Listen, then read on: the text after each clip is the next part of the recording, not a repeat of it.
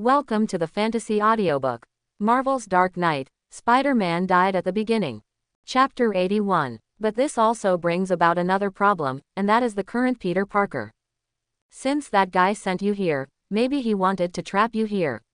Bruce knew very well that although Spider-Man was a bit talkative, such a guy was a huge headache for criminals. Just like when they are facing themselves. It looks like we might have to see if your enemy is smart enough to come and look for trouble. Bruce didn't have much confidence when he said this. Mysterio has achieved his goal. How could he take the risk? Unless that guy is the same as the previous Tinker, wanting to expand his business to the entire multiverse. Then, it was inevitable for him to come. But regarding Mysterio's phantom attack, Bruce remembered that the method of another guy in his memory was actually very similar to Mysterio's. It's just that the other guy is a genius in psychology and chemistry, while Mysterio is more like a genius in mechanical programming. Although he also has chemistry skills, it is not high. Maybe that's one of the best ways to deal with this guy. Bruce turned and walked towards his research and development room. The method of doing that thing is still in his mind. Watching Bruce leave, Peter Parker wanted to stop Bruce, but it was obvious that he had his own things to do. So why don't we get some super secret service to help us and see what we should do? When Peter Parker saw the world, his first impression was actually chaos. Although he has not seen any formal organization, such as Aegis and the like. But he feels that the best way now is to find guys like S.H.I.E.L.D. to discuss these things. Does S.H.I.E.L.D. still exist in this universe? Peter Parker scratched his head. He knew that once someone came here from another universe, S.H.I.E.L.D. would definitely be the fastest to react. But the current Aegis not only has no response, but has not even seen a figure wearing a black suit. In name only. Jessica shook her head. In recent days, she also found Nick Fury. He was planning something in the state occupied by the Sentinel robots. The other S.H.I.E.L.D. agents were probably either recruited by the United States or ended up with her, hiding incognito in this world.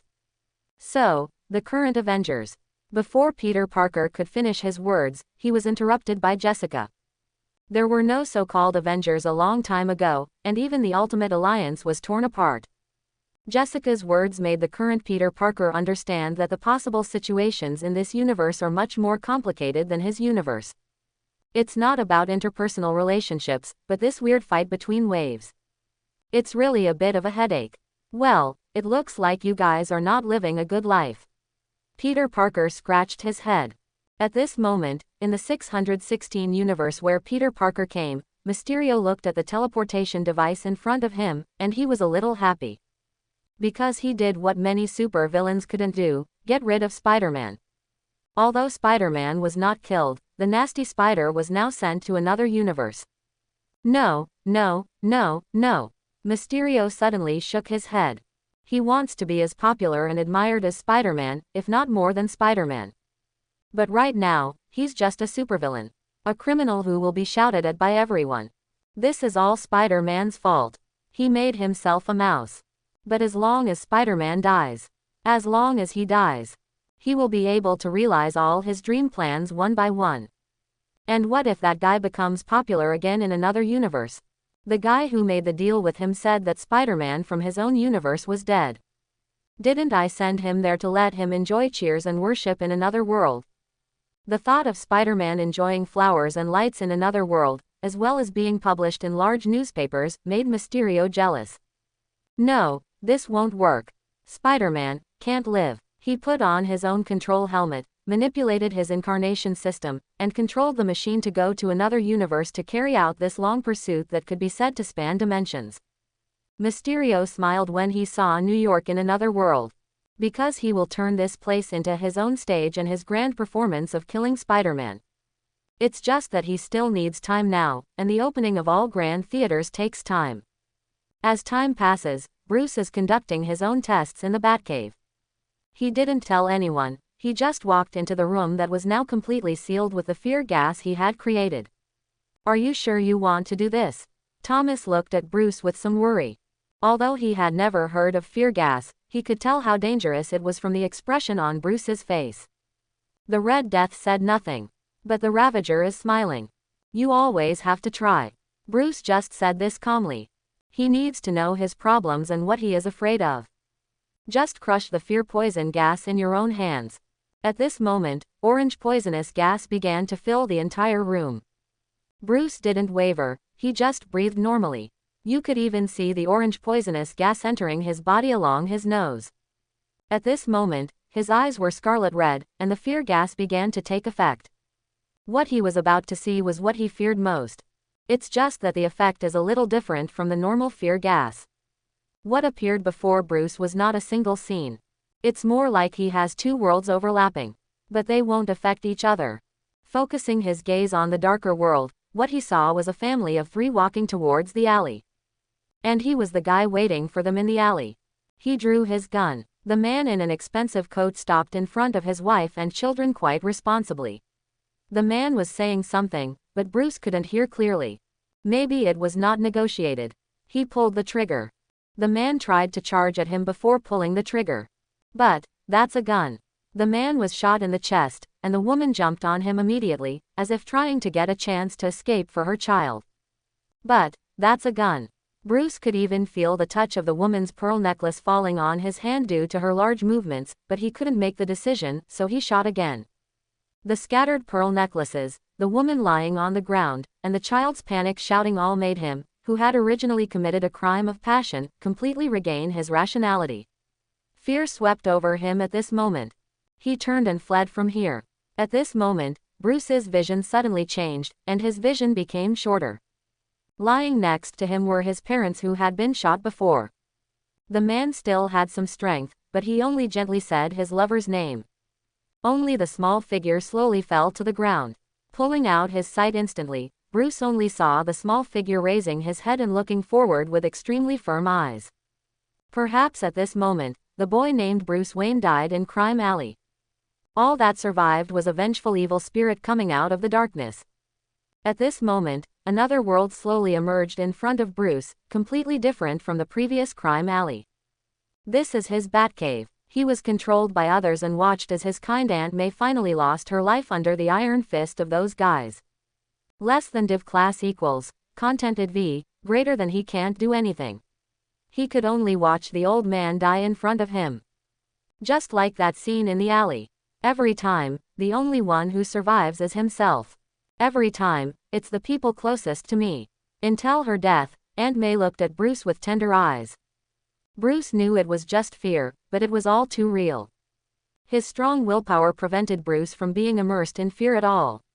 He quietly watched these things unfold over and over again in front of him. However, from the beginning to the end, Bruce's fear did not include those so-called supervillains. Only those he loves. When the effect of the fear gas slowly faded, Bruce just decisively turned around and left here. Now he can be sure that there is no problem with his fear gas. But this kind of thing is really too dangerous, and I can only rest assured if I keep it here. Returning to his research and development room, Bruce collected all the fear gas he had made. Make sure nothing is left out. What have you been doing all day? Jessica opened the door of the R&D room directly, looked at Bruce's clean desktop, and spoke with some suspicion. Bruce has locked himself in the research and development room for more than a day. Not even eating. It made Jessica and Aunt May a little worried. But they were afraid that it would cause problems with Bruce's research, so they didn't bother Bruce. What's up? It seems like a guy from another universe has come. Jessica immediately explained to Bruce what she had come to explain. Bruce really never thought that someone would actually come to another planet to cause trouble for his nemesis under such circumstances. But if you think about yourself, maybe you will come. When the two people came to the console, the picture above showed a giant with a fish tank head overlooking everything above New York City. Perhaps when they saw that thing for the first time, no one would think that what they saw was a fake. Bruce turned his head and looked at the current Batcave. It was obvious that a very conspicuous guy had disappeared. When that guy saw this thing again, he rushed out immediately. Of course Jessica knew what Bruce was looking at. She had persuaded Peter Parker before, but it was obvious that the guy was not willing to listen to her. However, Jessica really felt the feeling of the previous Spider-Man in him. That quality of being enthusiastic and always kind. Bruce said nothing and walked directly to his Batmobile. Watch the Batmobile leave. Jessica shook her head. Why do all the guys she meets look like this? Peter Parker, who was rushing towards New York City, was really embarrassed. He really ran out as soon as his mind got hot. There is still some distance between Kane Manor and New York City. It's not like being able to get there easily within New York City before. He should really listen to that Jessica and wait for the bat to come back. But the bat must have been in seclusion for a whole day. As for when it will come out, no one can say for sure. But the threat was now, and he couldn't just sit back and watch. The ferocious sound of the engine sounded not far from Peter Parker. The handsome Batmobile stopped in front of Spider-Man with a beautiful flick of its tail. "Get in the car." The cockpit door of the Batmobile opened, and Bruce inside just said this to Peter Parker. "I knew it." Spider-Man excitedly landed in the Batmobile. "Spider-Man, why don't you come out? The giant in the sky is shouting to New York City. He just wants to see his enemy now." But the guy who appeared in front of him should obviously be the Spider-Man of this world. It's not his Spider-Man. "I am Spider-Man, you should know it, everyone here knows it, so I am here." Miles just handed in his homework today, and this is already happening in New York City. And the time he skipped class happened to be Spanish class. "So, what do you want to do?" Miles looked at the giant floating in the sky, although he wanted to think that the thing in front of him was fake. But everything around him told him that this was true. The guy with the fishbowl head just looked at Miles and laughed. Obviously, this guy didn't regard Miles as his opponent. "If you are willing to take the responsibility, then let us have a good time."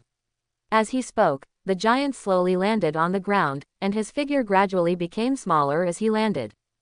What finally landed in front of Miles was a normal figure. Miles directly shot out the spider silk and wrapped it around the guy's body. "I've got you," Miles shouted, but when he really pulled the guy over, he pulled a sculpture on the side of the road directly in front of him. "Where is the figure of the fish tank head?" But before Miles could find the guy's figure, many fish tank heads appeared around him again. Miles, as they circled, looked at the little black spider. "Did you really catch me?" Mysterio was so happy looking at the Spider-Man in front of him now. In another world, he teased the Spider-Man of that world like a headless fly. Even his own true body didn't even show up there, and he was already playing with everything at his fingertips. But suddenly he seemed to hear something. Turning around, what he saw was a chariot approaching at high speed. He narrowed his eyes. This world is no different from their world, those superheroes are really endless. The figure of the mysterious guest who originally surrounded Miles gradually disappeared, and everything around him seemed to be back to normal again. Miles was sitting on the ground a little dazed at the moment. There were so many mysterious visitors just now that it was a bit dizzying. Peter Parker jumped straight out of the Batmobile, and he was convinced that this was the Mysterio of his own world. Because of the familiar way, it is quite difficult for people not to recognize it. "Ha ha ha ha, I knew you wouldn't hide. Let's start the game between us. How about guessing which one is me?" The figure of Mysterio reappeared again. The densely packed figures made the two Spider-Man completely confused. They have even begun to hallucinate. Miles saw his uncle shooting at his parents with a pistol, but Peter Parker saw that the enemies he had defeated came to find him this time. But all this has no effect on the other guy. Bruce just walked out of the car lightly and walked in a certain direction. No matter what happened on the road, Bruce just ignored it completely. When Mysterio saw Bruce coming straight towards him, he was a little in disbelief. He directly took out his pistol and was about to shoot Bruce. Bruce was obviously faster than him. The batarang hit him directly in the wrist where he was holding the gun. The electric current paralyzed the thing in an instant. But the surrounding illusion did not disappear. Bruce walked up to the machine that had revealed its prototype and grabbed the thing. "I will find you." And this was also the last sentence Mysterio received. When the mechanical body controlled by Mysterio was controlled by Bruce, everything seen by Spider-Man immersed in those two different illusions disappeared. At this moment, Miles sat down on the ground. Although his heart was telling him that everything he saw was fake, the feeling was too real. Let this child have no way to react. Of course Peter Parker knew what kind of blow this kind of thing would be to Miles now. After all, when I first encountered this situation, it might not be much different from Miles. That feeling of powerlessness is always quite hard to accept. But what surprised Peter Parker even more was that Bruce was not disturbed by these things at all. He just ignored everything and walked towards the culprit.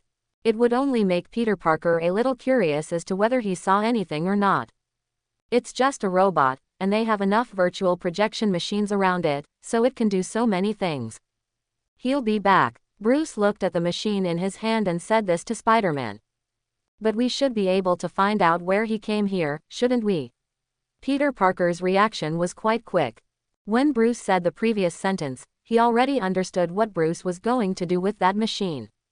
Miles looked at the two people in front of him and wanted to say something, but finally chose to give up.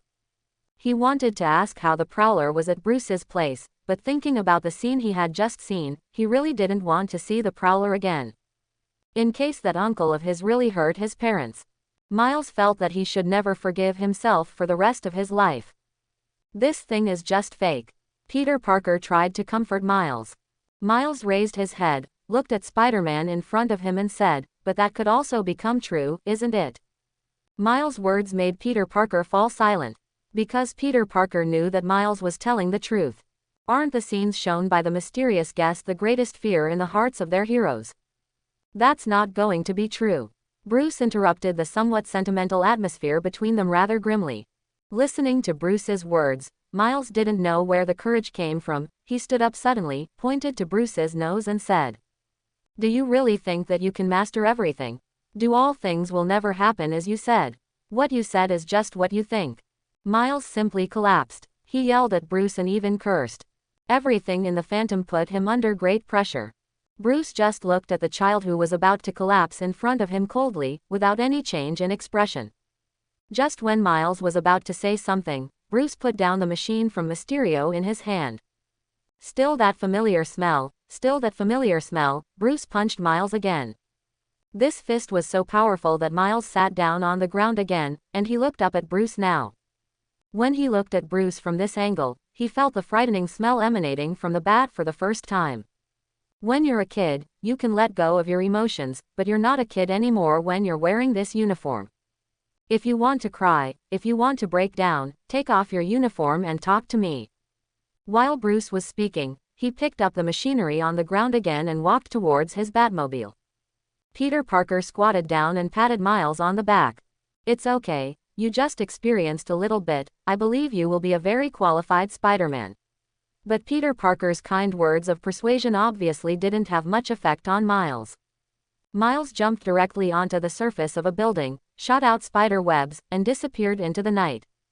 Peter Parker originally wanted to follow Miles in case Miles did something bad. But he also knows that in this age group, it is estimated that few people can listen to other people's advice. Peter Parker sighed. He knew what Bruce meant, but he didn't think that Bruce's methods were so radical. He's just a kid. Peter Parker sat on the Batmobile, and the first sentence he spoke was to explain Miles' situation to Bruce.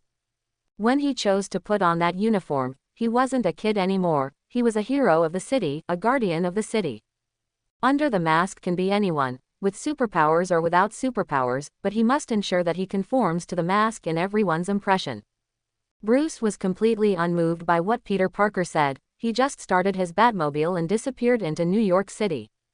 In the Batcave, Peter Parker watched Bruce concentrate on handling the mechanical body in his hand, and he was still a little worried about Miles. That little guy should be fine, right? Peter Parker was still a little uncertain when he said this, because the impact on Miles at that time was too great. That kid has clearly experienced too little. It is likely to cause some psychological barriers. If you have time to worry about him, it's better to do your own thing first. Bruce didn't even raise his head. He just disassembled the mechanical body in front of him quite delicately. Sometimes I really wonder, do people like you have emotions? Listening to what Bruce said now, Peter Parker could only restart the work at hand. When Bruce disassembled the mechanical body, he had already retrieved all the programs and equations used on the mechanical body. Now it's Peter Parker's job to crack those equations. But Peter Parker didn't see that when he asked Bruce that question, Bruce's otherwise fairly steady hand paused. But he soon started working again. This small workshop was not peaceful and was always filled with a lot of Spider-Man's words. He seemed like a bird that never stopped. It's just that the call of this little bird is not very pleasant, it is neither an oriole nor a lark. If Bruce were to give him a name, Bruce felt that this guy should not be called Spider-Man, but should be called Crow. And at this moment in the 616 universe, Mysterio has already taken off his helmet, and he is not sure whether he should kill Spider-Man in that world, or just put that Spider-Man there completely, and then direct an act in this world. A play where Spider-Man dies. He stared at the teleportation device in front of him, not knowing exactly what he needed. But soon he made up his mind. He knows what he wants, and what he wants is not just to gain more respect and love for himself than Spider-Man. What he wants more is that he can do it himself, and other people can't do it. Kill Spider-Man. Less than div class equals. Contented v. Greater than. When he realized what he should do, he had already packed up his mood, put on his mask, controlled his mechanical device, and walked into the portal step by step. He chose to deal with the Spider-Man in another world, but at the same time he would record it all in another world. He'll get his work done. Push the timeline back to the time when Miles and Bruce were separated. After Miles separated from Bruce and the others, he had already begun to move quickly towards Brooklyn. Now he really wants to see his parents, so that his broken and restless heart can settle down. But it wasn't until he got to his room that he remembered that he was still wearing the black and red Spider-Man suit. Obviously, he was about to enter the house, and he even saw his mother sitting in the living room at home. He gave up. This time he understands why Bruce is so cranky about the way he looks. Because now he is not a child in the eyes of outsiders, but Spider-Man. Just like he couldn't tell his parents about his identity, he could only watch his mother sitting in the living room from afar. Putting on this battle suit, his responsibilities have already become extremely heavy. Taking a deep look at his mother, Miles' figure had already disappeared from his window. He was going to find Bruce, they were going to find Peter Parker, and he wanted to know whether what he had done was a qualified Spider-Man in their eyes. The current Bruce and other Parkers in the Batcave have used the signal from the mechanical device to locate where the mysterious guest sent these things. Looks like we did it, Bat. Let's give it a high five. Apparently Peter Parker was quite excited, and he reached out his hand to get Bruce's response. Unfortunately, Bruce didn't have this idea. He just turned around and walked outside. Well, what else can I say? I can only say that he is quite boring. Peter Parker withdrew his hand in embarrassment. Apparently, now that Peter Parker is thinking about it, Batman in any production is not very communicative. Maybe one day a work will be released, and the Batman in it will make everyone laugh together. Although he thought so, Peter Parker quickly followed the pace of the Bat. At least to ensure that the mysterious guest will not make any unexpected moves in this world. Is it true that if you drive around like this every day, you won't be malnourished and your health will decline? Peter Parker, who was sitting on the Batmobile, said to Bruce in confusion. Batman. Bruce just said this to Peter Parker. Peter Parker had nothing else to say. It seems that this is the answer that all bats will give when faced with this kind of problem. The engine of the Batmobile sounded, and at this moment, Aunt May came out from behind, holding red date bread specially baked for Bruce in her hand. It seems like my red date bread is late again, Aunt May said helplessly. Now Aunt May really doesn't understand these young people, why they can turn around without eating anything. When Aunt May set her eyes on Jessica, Jessica almost instinctively understood what Aunt May meant. It seemed that Aunt May's newly baked red date bread could only be enjoyed by herself. Jessica promised that as long as Bruce came back, she would let Bruce enjoy these delicious red date bread. It looks like that guy has thrown another mechanical device into this world. On the Batmobile, Bruce looked at the sudden appearance of the homologous signal and understood that Mysterio's movements were much faster than they imagined. When Peter Parker wanted to ask Bruce if he had any good countermeasures, Bruce kicked the accelerator and pulled the Batmobile to the highest speed. At this speed, even a little spider can feel the adrenaline that comes from speed. To be honest, don't you think this speed is already exceeding the speed limit? The traffic police will definitely find trouble with you. Spider-Man tightly grasped the handle above him to keep himself fixed here. And in front of him was the Batmobile moving through the traffic without any scratches. We can't give him time. He is likely to use this time to go to the place where he arranged the virtual illusion device again. During the conversation, Bruce had easily dodged an oncoming car. All right, Spidey could only think that Bruce was right. But this does not mean that the current little spider can accept Bruce's wild driving style. Although it will not cause any harm to other people, little spider feels that if other people know about the appearance of the Batmobile, they will definitely not easily drive their car on the street. Because that would just cause them to go into cardiac arrest themselves. It has to be said that Bruce's driving skills are indeed quite first-rate. In a short period of time, they have arrived at the location of the signal source. A warehouse that has long been abandoned. Bruce didn't even think about stopping. The Batmobile crashed through the door and hit the Mysterio illusion device that was handling the props. Bruce had already opened Peter Parker's cockpit door directly at the moment of impact. Now Peter Parker naturally knew what he should do. He jumped out towards the place that was emitting faint light, and shot a spider web. According to their speculation about the phantom mechanical device, the mysterious guest can only properly control those things if he is always in front of the device and ensures that the device is turned on. Sure enough, Mysterio has been dragged from another world by Peter Parker. "I got him," said Peter Parker. But the mystery guest is only doing some small tricks at this time. Before the mysterious man's counterattack was about to start, Bruce had already come to the mysterious man, took out a small orange potion from his belt and injected it into his body. "What did you inject me with?" Mysterio looked at Bruce in horror. Fear. Bruce dragged the mysterious guest away from the portal directly, so as not to let him return to that world and cause any bad influence. What is the mystery's fear? Maybe only he knows. Peter Parker looked at the mysterious guest who had twisted up on the ground. Unexpectedly he couldn't bear it. Obviously, what the mystery visitor saw would definitely traumatize that guy psychologically. So, it's for that Spider-Man. Now Peter Parker may understand why Bruce would behave like this. Because he was responding to the mysterious guest. In response he set off a child's worst nightmare. This is revenge. Bruce didn't speak, he just looked at Peter Parker coldly. Even the innocent little spider was at a loss under the gaze of the bat. The only thing that can be done is a little awkward not knowing where to put my hands. Bruce directly pulled the current mystery guest up. The current mystery guest can really be said to be tearful. He has been intimidated by everything in front of him. Even at this time, Bruce's bat face was no longer a normal face in the eyes of the mysterious guest. It has already become the most terrifying demon in his mind. "No, don't come here." Although Mysterio had been trying to break free from Bruce's hands, it was obvious that he couldn't do it now. Bruce just leaned closer and said, "What the hell is your deal with Tinker?" The Tinker is dead, and he also got some truth from the Prowler, although Bruce himself only believed part of the Prowler's words. But Mysterio is obviously a guy who can ask good questions. Mysterio watched the demon in front of him torture himself, and now he said to Bruce with fear in his eyes, "The device that will make me famous."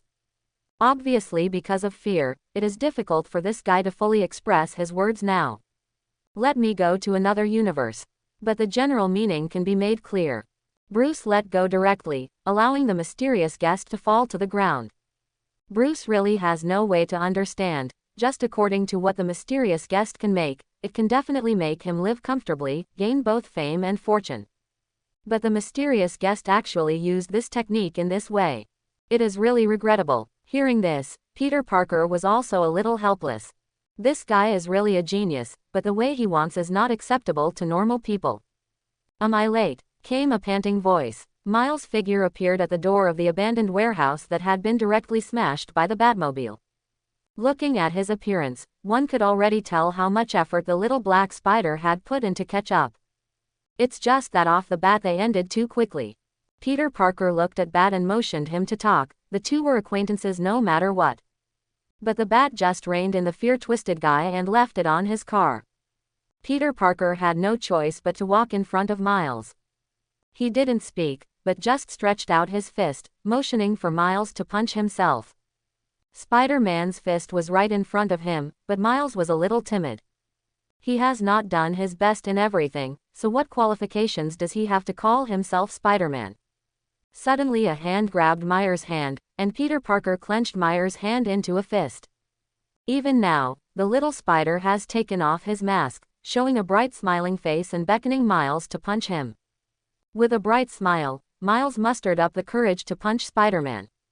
That's right. Spider-Man has never lacked any courage. You have to show the courage you had when you attacked that bat. The called bat squinted his eyes and looked at the current Peter Parker. Less than div class equals, contented v, greater than this kind of gaze made Peter Parker couldn't help but lower his voice, trying to speak as close to Miles' ear as possible. Whoever made the bat is not a superpower, so naturally he couldn't hear it. Actually, what happened to that guy is because the bat is avenging you. Peter Parker patted Miles on the back and spoke seriously. Lifting his head and looking at the bat, Miles saw an expressionless face.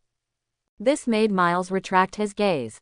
There is no way. This guy's eyes seem to have some magic power, which can always make people look back unconsciously when they are looking at him. But hearing what Peter Parker said, Miles suddenly felt that the punch on his face didn't seem to hurt very much. Peter Parker also finished what he said about bats. He straightened up again and patted Miles on the shoulder. To be honest, I don't know what Peter in this universe will think, but I think you are a good successor. Peter Parker gave Miles a thumbs up. It's just that sometimes, you can have a good discussion with the bat. It will do you some good.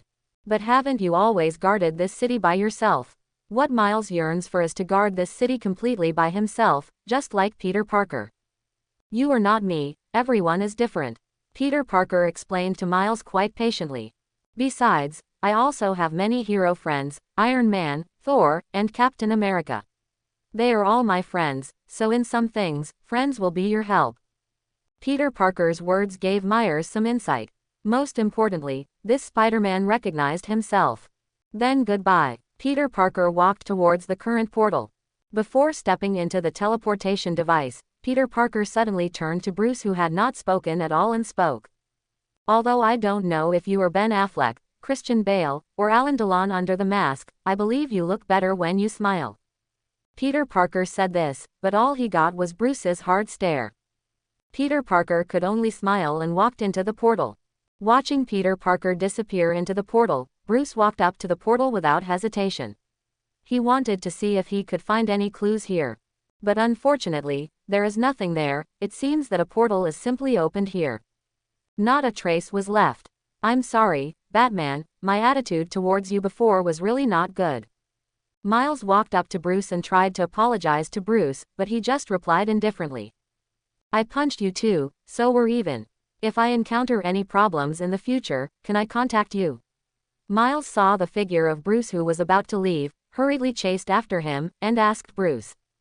Bruce didn't say anything, just sat in his Batmobile. Seeing the Batmobile disappear into his sight, Miles was a little unclear about the answer he got. Either agree or reject, but at this time his cell phone rang. Hello, there's no need to worry about anything. That guy is just a Tsunere, just call him if you need anything. Jessica's voice came from the other end of the phone. You mean he didn't reject me, did you? Miles re-explained his question to Jessica.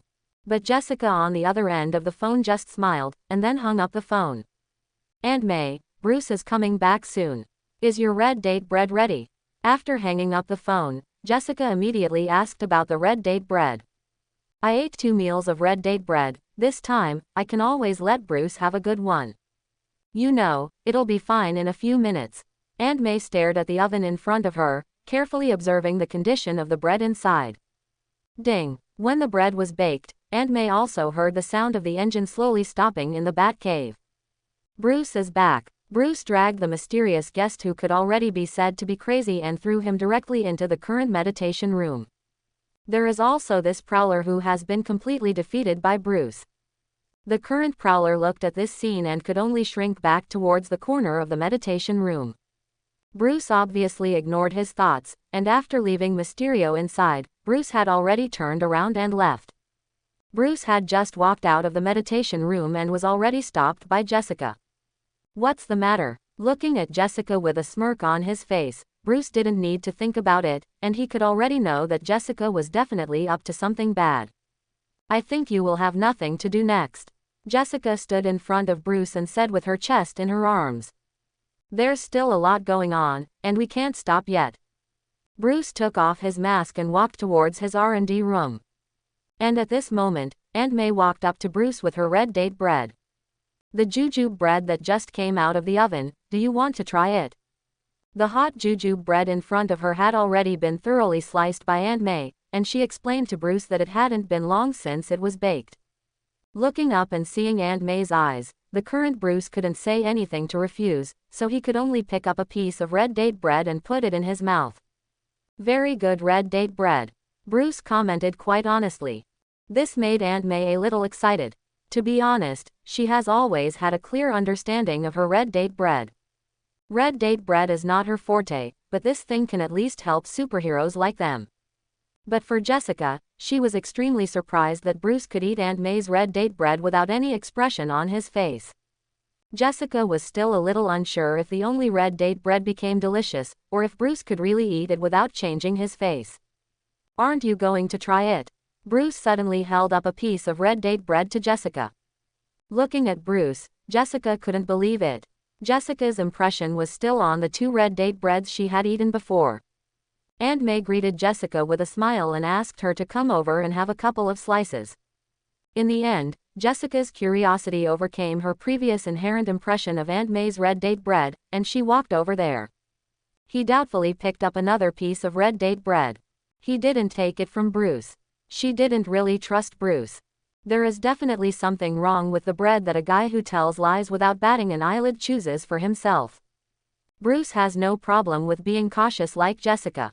Such caution is the reason why this guy was able to leave San Feishi. Otherwise, how could she leave S.H.I.E.L.D.?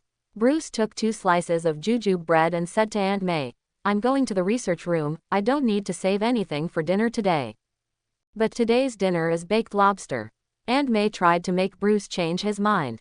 After all, it is quite troublesome to get something like lobster at this stage. After hearing this dish, Bruce said something.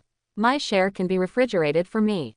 Bruce left those words and disappeared over there. At this time, Jessica was trying to taste the red date bread in her hand, which was no different from the taste in her impression. But Aunt May had already turned her head to look at Jessica. All she could do was swallow the red date bread in her mouth. "It seems that only the 2 of us can have a good meal today." Aunt May was a little helpless when she said this. She knew quite well that as long as Bruce entered the research room, he probably wouldn't come out in a short time. "So, do you like baked lobster?" Aunt May smiled. Jessica nodded. At least the baked lobster was much better than the red date bread made by Aunt May. "I don't know why, Aunt May's other things are pretty good, even at the upper middle level, but she always ends up overturning on the red date bread. Something is clearly not quite right." Bruce, who returned to his research laboratory, ate all the red date bread he had taken away in the shortest possible time. He needs time and more means. All the events that have been experienced now make Bruce feel a little out of control. None of this had ever appeared in his memory. He came to this world, this universe. Obviously not any world he knew. Bruce manipulated the equipment in front of him, trying to figure everything out.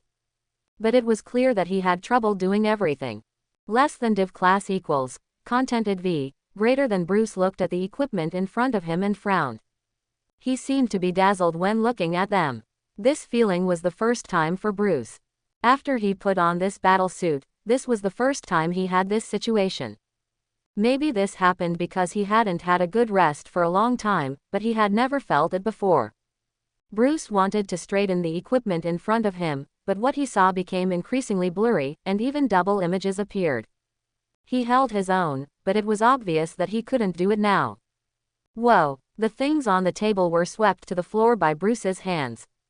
But now Bruce no longer has much energy to deal with these things, and he has now fallen into his own deep sleep. When he closed his eyes, all he could think of was that the fear gas he made might react with Mysterio's hallucinogen. An entirely different delayed onset toxin is produced. But strictly speaking, this assumption does not hold. Because when he played against Mysterio for the first time, Bruce had already conducted a comprehensive physical examination of himself.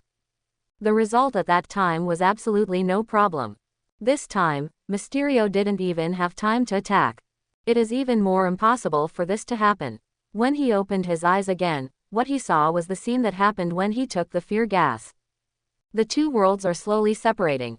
There is no sense of overlap as before, but it has gradually become 2 complete portals. A luxurious door, but full of darkness, but it is marked with the unique mark of bats. The bat with its wings spread made Bruce very clear that this was the memory of a bat. But another one. If the door of Batman's memory is a classical and luxurious door, then the other is an ordinary wooden door. Generally, you can see the existence of this door anywhere in the world. Bruce didn't hesitate much, he chose to walk directly to the ordinary wooden door. His gut told him that the world behind that wooden door would tell him all he wanted to know. When the wooden door was pushed open, one could even hear the sound of the old wooden door. But all this was nothing to Bruce, all he saw was a small room. A child holds the reading material in his hand and looks at the picture with great interest. He is still young and cannot understand many of the dialogues above. Bruce slowly walked up to the child, but he did not interfere with any of the child's movements. The child was still sitting there quietly looking at the reading material in his hand. But everything recorded on it, in Bruce's eyes, is what he remembers. That alley, that location, that unforgettable person, and the familiar shooting. Everything is clearly drawn on that reading material. It's just that after the child finished reading that book, he didn't have other books in the same series. He just turned the book to the first page again and started reading the second and third pages. Bruce just watched the child quietly doing his own thing.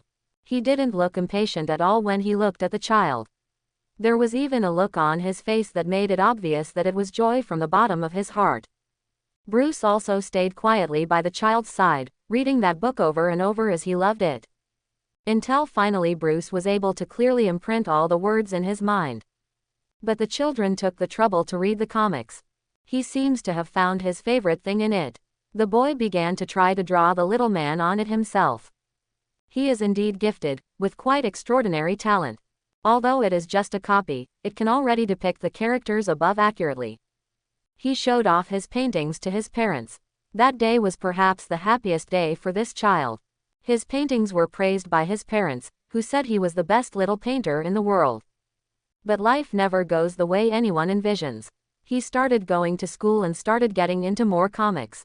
That friendly red and blue New York neighbor appeared in his world, a figure that shone like sunlight into his world. The idea in my heart to describe what those characters should have experienced became more and more prosperous. Until he told his parents that he wanted to study art. That was the first time he saw his parents so irritable and angry. It seems that studying art is not a good thing. From then on, the boy found that it seemed that only when he got the best grades in the exam would the smiles on his parents' faces appear when they praised him. He can only see the smiling faces of his parents if he studies hard, finishes his studies hard, and puts all his energy on his studies. From that time on, he no longer had time to figure out all the comic stories. The pictures I saw when I was a child also began to fade away from my mind. Even later, I could only recall everything I saw at that time through movies. Bruce tried to comfort him, but his hands were on the boy's body, just across the boy's shoulders.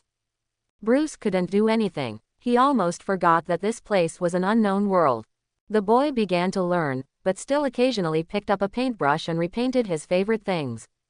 Until one day his paintings were discovered by his father. That was the first time he saw such an angry father. He punched and kicked him without even letting him explain.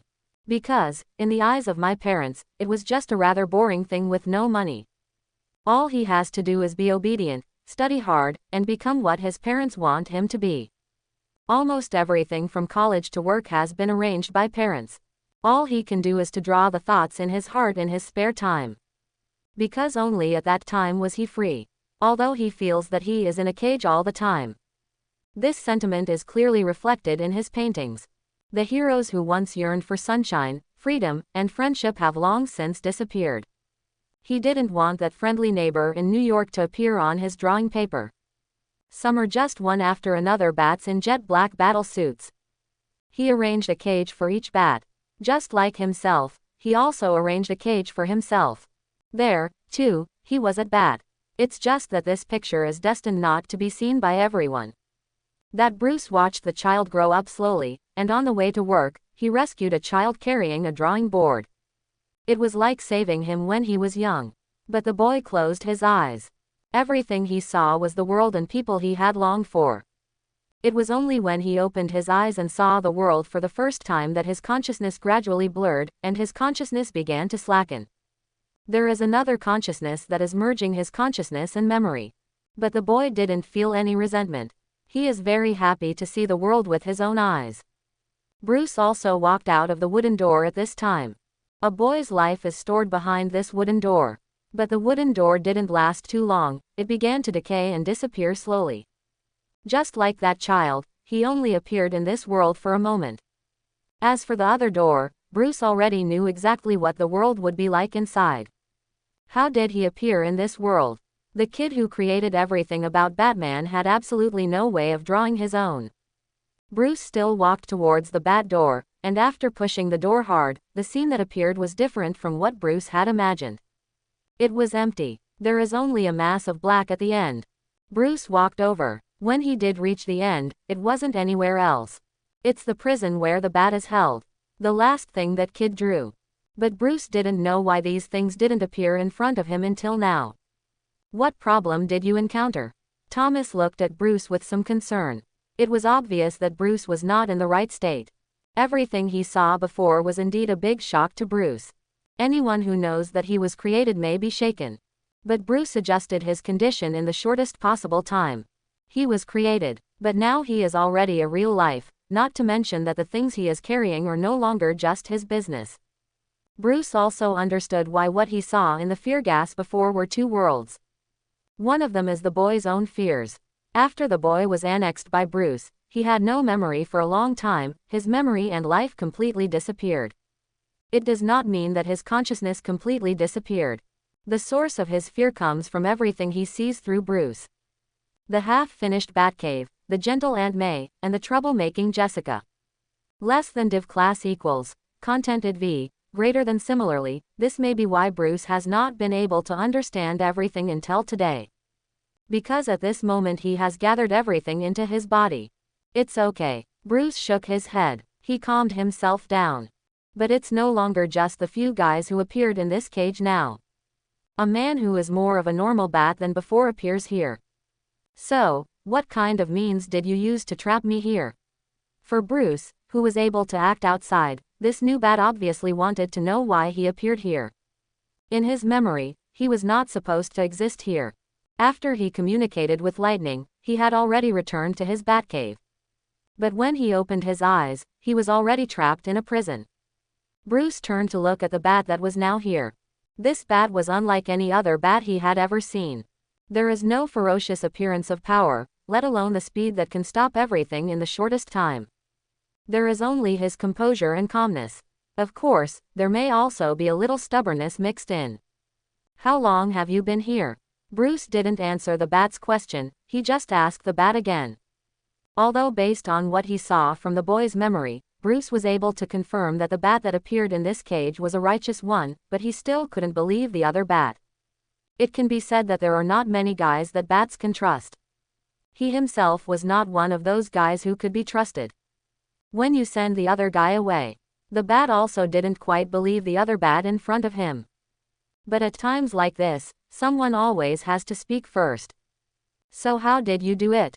Now the bat obviously didn't believe that he could be quietly brought into the cell. Is this Arkham or Blackgate? It has to be said that the place where this bat appeared was rather embarrassing, and there wasn't any bat in his sight that he could see. All he could see was a completely dark cell and empty corridors. As a result, he currently knows nothing about this matter. This is a prison for Batman like us, and it's prepared for us. Without waiting for Bruce's answer, another rough voice answered for Bruce. The Ravagers knew very clearly that the prisoners in these prisons were not super criminals. All those imprisoned are bats like them. The new Batman who heard this sentence was a little relieved. He never thought of himself as a so-called hero. He's just a criminal. Bruce took a look at the Batman the kid called Ben Bat. He chose not to say anything more and left the prison. In the previous Batcave, although Aunt May and Jessica both understood that it was best not to disturb Bruce when he was conducting research and development. But now the sound of Bruce falling down is too heavy. Aunt May and Jessica didn't care about what Bruce had said to them before, and rushed straight into the R&D room. The door of the R&D room saw Bruce lying on the ground. Bruce. Aunt May rushed over, wanting to see Bruce's current situation. Jessica even started to check Bruce's situation directly. The vital signs are pretty stable, he may be overworked. Jessica determined Bruce's current condition in the shortest possible time. Hearing Jessica's words, Aunt May reluctantly let go of her worries. But now she is still a little worried about Bruce's situation. I don't know when Bruce might really fall to the ground like this. Send him to bed and have a good rest. He can't lie on the ground. Aunt May looked at Jessica and spoke. Jessica naturally nodded in agreement. To Jessica, Bruce's weight is really not that much. Before Jessica could make a move, Bruce woke up. How is it? What's wrong with you? Aunt May asked how Bruce was feeling now. It's okay, maybe I'm just tired. Bruce shook his head and stood up. Both Jessica and Aunt May looked at Bruce with some concern. But now Bruce really has no problem. I'll just go and take a break. Bruce waved his hands at the two of them, and now he really needs to take a break. What he had just experienced was really tiring for Bruce. Seeing Bruce leaving, Aunt May instinctively wanted to say something, but finally gave up. Some things cannot be said. That is the insistence of these children themselves. All she could do was to allow them to have a reasonably comfortable logistics. Let's go, the baked lobster will be cold in a while. Patting Jessica on the shoulder, Aunt May said to Jessica in a relaxed tone. Said to go to rest, but in fact Bruce is just lying on the bed and looking at the ceiling. Things like rest are a bit of a luxury for him. But at this time, only this kind of thing can make the current Aunt May feel relieved. But for Bruce now, the more important thing may be to take a good look at what the guys in the prison in his mind are like. And what can those guys give themselves? Bruce resettled his spirit into the prison of his own mind. It's just that when he came in this time, it was different from when Bruce came in before. Because here right now this guy is having his own concert. That's right, it's his concert. Heavy metal music is coming from a prison cell. Accompanied by that guy's slightly rough voice. Hey, I just said I'm the best heavy metal rap artist. The voice was now clearly quite happy about it. Although it is not a good place where I am now, at least the people here seem to look exactly like me. Follow the sound to the cell where the sound is coming from. Bruce looked over, but completely different from other bat cells, the light in this cell was much brighter. Even some guys who make people feel like living here are not bats. On the contrary, it is more like those sunny and cheerful Spider-Man. Not to mention the location of this guy's cell, which is the first prison in his mind. However, the bright situation in this cell did not allow Bruce to see any figure now. It seems that there is no one locked here. Wow, it seems that I have attracted everyone's attention now. A rough voice sounded beside Bruce.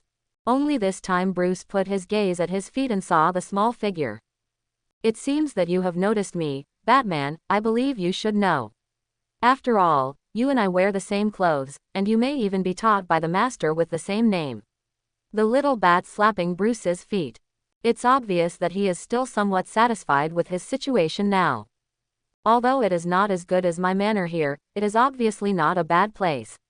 At this moment, the little Batman was standing at the door of his cell and looking inside. Perhaps because of this guy's stature, many things could not be adapted before, so the things in this cage now have become suitable for Batman. In Bruce's eyes, this prison is not like a cage, but more like a children's building block paradise. Bruce moved his gaze to the prison door, and now he wants to know how this guy got out. Just looking at this guy's figure and looking at the door of the cage, Bruce now roughly understands how this guy got out. If you want to keep such a little guy, maybe you should use a mousetrap. But what Bruce needs now is to figure out how he should be able to use the guys in it. And this little guy is clearly the best subject for a test. There doesn't seem to be anything edible in this place, can you bring something in? The bat as a Lego villain suddenly said to the current Bruce at this time. It would be the best if it is baked lobster with cheese. Haven't you tried going out? Less than div class equals, contented v, greater than Bruce asked this question about Lego Batman. Bruce didn't trust this Lego bat, and didn't try to get out of this space completely. Speaking of which, I don't know what you used. I was bounced back when I was about to walk out of this corridor. The Lego bat pointed to the empty place on the other side. And that's where Bruce walked into the prison. Bruce probably understands that for a special existence like Lego bats, maybe the cage is not the place that can restrain him, but this entire space can control them. The main reason why Bruce didn't dare to make any moves was not because the uncertainty of those bats was too great. Obviously, the existence of this Lego bat is a way to minimize that uncertainty. Bruce leaned down and stretched his hand to the side of the Lego bat. "So you want to go out?" Lego bat smiled when he saw Bruce reaching out. "Obviously you are going to use me for some experiment, but I don't think this experiment will do me any harm." When the Lego bat said these words, it had already jumped on Bruce's hand. "After all, I know the psychology of bats very well, because I am also a bat." Lego bat is clearly in a happier mood than anyone here. Even the current Bruce is not used to it. "Because I always feel like I am looking at a guy who is completely different from me." Just like that, Bruce carried the Lego bat towards the outside of the prison. "If you guess correctly, you will probably lead me into a transparent air wall." Lego bat looked at the position where he was about to hit the air wall, and said to Bruce. But the expected collision with the air wall did not happen at all, and Lego bat found himself actually taken out of the prison by Bruce. When Lego Batman opened his eyes, everything he saw was different from what he had seen before. Everything around is no longer ordinary bricks, or buildings made up of various building blocks. Even he himself is no longer a Lego villain. This is really surprising. Lego bat raised his hand and looked at his hand, which was no longer just a small buckle. That's the hand that actually has these 5 fingers. Lego bat jumped out of bed, and now he wants to find something he can eat. He quickly ran out of the bedroom, looked around, but found that this place was completely different from what he had imagined. "Hey, where is the most gorgeous and best manor in Gotham? Why do I live in it? In a bomb shelter?" The current Lego bat is quite strange, and it seems that the guy who took himself out of here is not a simple character. "Aren't you Bruce Wayne?" "Not Bruce Wayne, how could you be Batman?" Obviously, Lego Batman now has a lot of questions to ask. But he didn't find the Bruce who brought him out. Just when he was about to find Bruce, the scene in front of him suddenly changed, and he was dragged back to the prison. At this time, Bruce began to control his body again. Bruce leaned against the wall, panting heavily. The feeling that I can't control my body at all is really scary. Especially for Bruce, this matter is simply the most terrifying thing. But this did make Bruce understand how the guys in prison should be used. But this situation is obviously not something that can be used casually. Today Bruce is experimenting with Lego, but what if the Red Death or the Ravager is used later? Not to mention, there are more than just these guys on that kid's painting. There are even a few backs with only a few traces. What those are, Bruce doesn't know, and the child may not have completely decided what will appear. Bruce returned to his bedroom, and now he really needs a good rest. I'm just a little sorry for Lego Bat. After all, the cheese-baked lobster he wants to eat hasn't been put into his mouth yet. Unloading his equipment, Bruce lay down on the bed and fell asleep. Only this time, his sleep was obviously not the same as before. In the pure white space, a child sat quietly, as if waiting for Bruce's arrival. "Hello, my bat." The child smiled and looked at the current Bruce. Bruce wasn't quite sure what the situation was now. After all, I had watched the wooden door completely rot before, but now this child reappeared in front of me. The child may have seen Bruce's hesitation. He just waved his hand, and the original pure white space has turned into a somewhat dreamy pond. There are refreshing trees on the shore, and a lawn that looks quite comfortable. The child sat on the shore and patted his side. Bruce came to the child's side, but did not sit down. He just stood there and looked at the calm pond with the child. "I never thought that the first time I met you might also be the last time I meet you." The child was obviously a little excited about sitting with the bat. But thinking that this might be the last time he would meet his beloved character, the child's voice couldn't help but feel a little depressed. But he soon returned to his previous cheerfulness. "I don't know what the world most people will see after they die, but I saw the world in my dreams. Although the protagonist seems not to be me." The child waved his hand and turned the sky into what it looked like when Bruce first saw that world. The dark night is paired with the bright lights of New York City. It's always a bit confusing. Bruce didn't speak, just listened quietly to the child. "However, I do have a mark of existence." The child supported his face. "As long as you exist, I will always have a place in this world." The child always smiles when he speaks. Although I know that when I designed you, I did follow most of the bat settings, but I didn't ask you to be silent. The child turned to look at Bruce. Do you regret it? Bruce suddenly said such a sentence without thinking. It may sound unreasonable to others, but to the kid, he already knew what Bruce was talking about. The child is smiling. I have never grown up. Children do things, there is no regret or not. The child just smiled.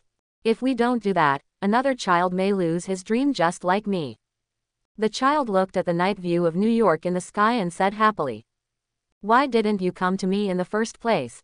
Bruce asked the child. This child should have existed in Bruce's consciousness since he came to this world. And you don't seem to have ever interfered with my affairs.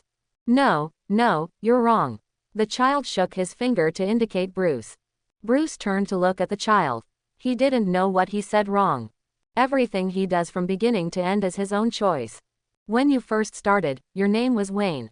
At this time, the child is no longer what he was before, he has grown into an adult. Less than div class equals, contented v, greater than children. No, now he can no longer be called a child. Now he is more like when he finished the painting. Whose name do you think that is? The child walked towards the pond, but instead of being submerged in the pond, he walked on the water. He slowly walked towards the deepest part of the space.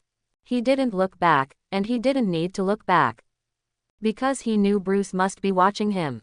Goodbye, my bat. The child slowly reverted to the little figure Bruce had first seen behind the wooden door as he made his way there. Bruce didn't speak, just watched the little figure completely disappear from his sight. Ponds, lawns, trees all ceased to exist with the children gone. The original pure white space also began to disappear behind Bruce, and the pitch black began to slowly swallow everything. Taking one last look at the vanished white, Bruce turned and stepped into the darkness. He is destined not to be a person who walks in the light. Only darkness is the final destination. When Bruce opened his eyes, he glanced at the alarm clock next to his bed, and the time displayed on it was 10 hours behind when he fell asleep. Bruce hadn't slept this long in a long time. Even Aunt May was a little surprised not to see Bruce when she woke up in the morning. He was always the first person, but today he unexpectedly stayed out of bed. However, Aunt May didn't intend to wake Bruce up. What happened yesterday made Aunt May think it would be better for Bruce to have a good rest. After all, that situation is really scary. But the other guy didn't get up, which also surprised Aunt May. Jessica actually stayed in bed too. Jessica, honey, it's time to get up and eat. Aunt May knocked on Jessica's door, trying to wake up the sleepy guy. But there was no movement in the room. This made Aunt May a little confused. Jessica, she knocked on the door again. Still nothing happened. Just when Aunt May was about to ring again, Bruce came out of his room. What's wrong? Bruce looked at Aunt May and asked. Jessica didn't reply. Aunt May was a little worried. According to the previous situation, Jessica will respond to herself in the shortest possible time. But until now Jessica has no intention of responding. Bruce also knocked on Jessica's door, Jessica. But Bruce didn't hear anything either. Bruce's action was quite straightforward, kicking open Jessica's door directly. In the room, there was nowhere to see Jessica.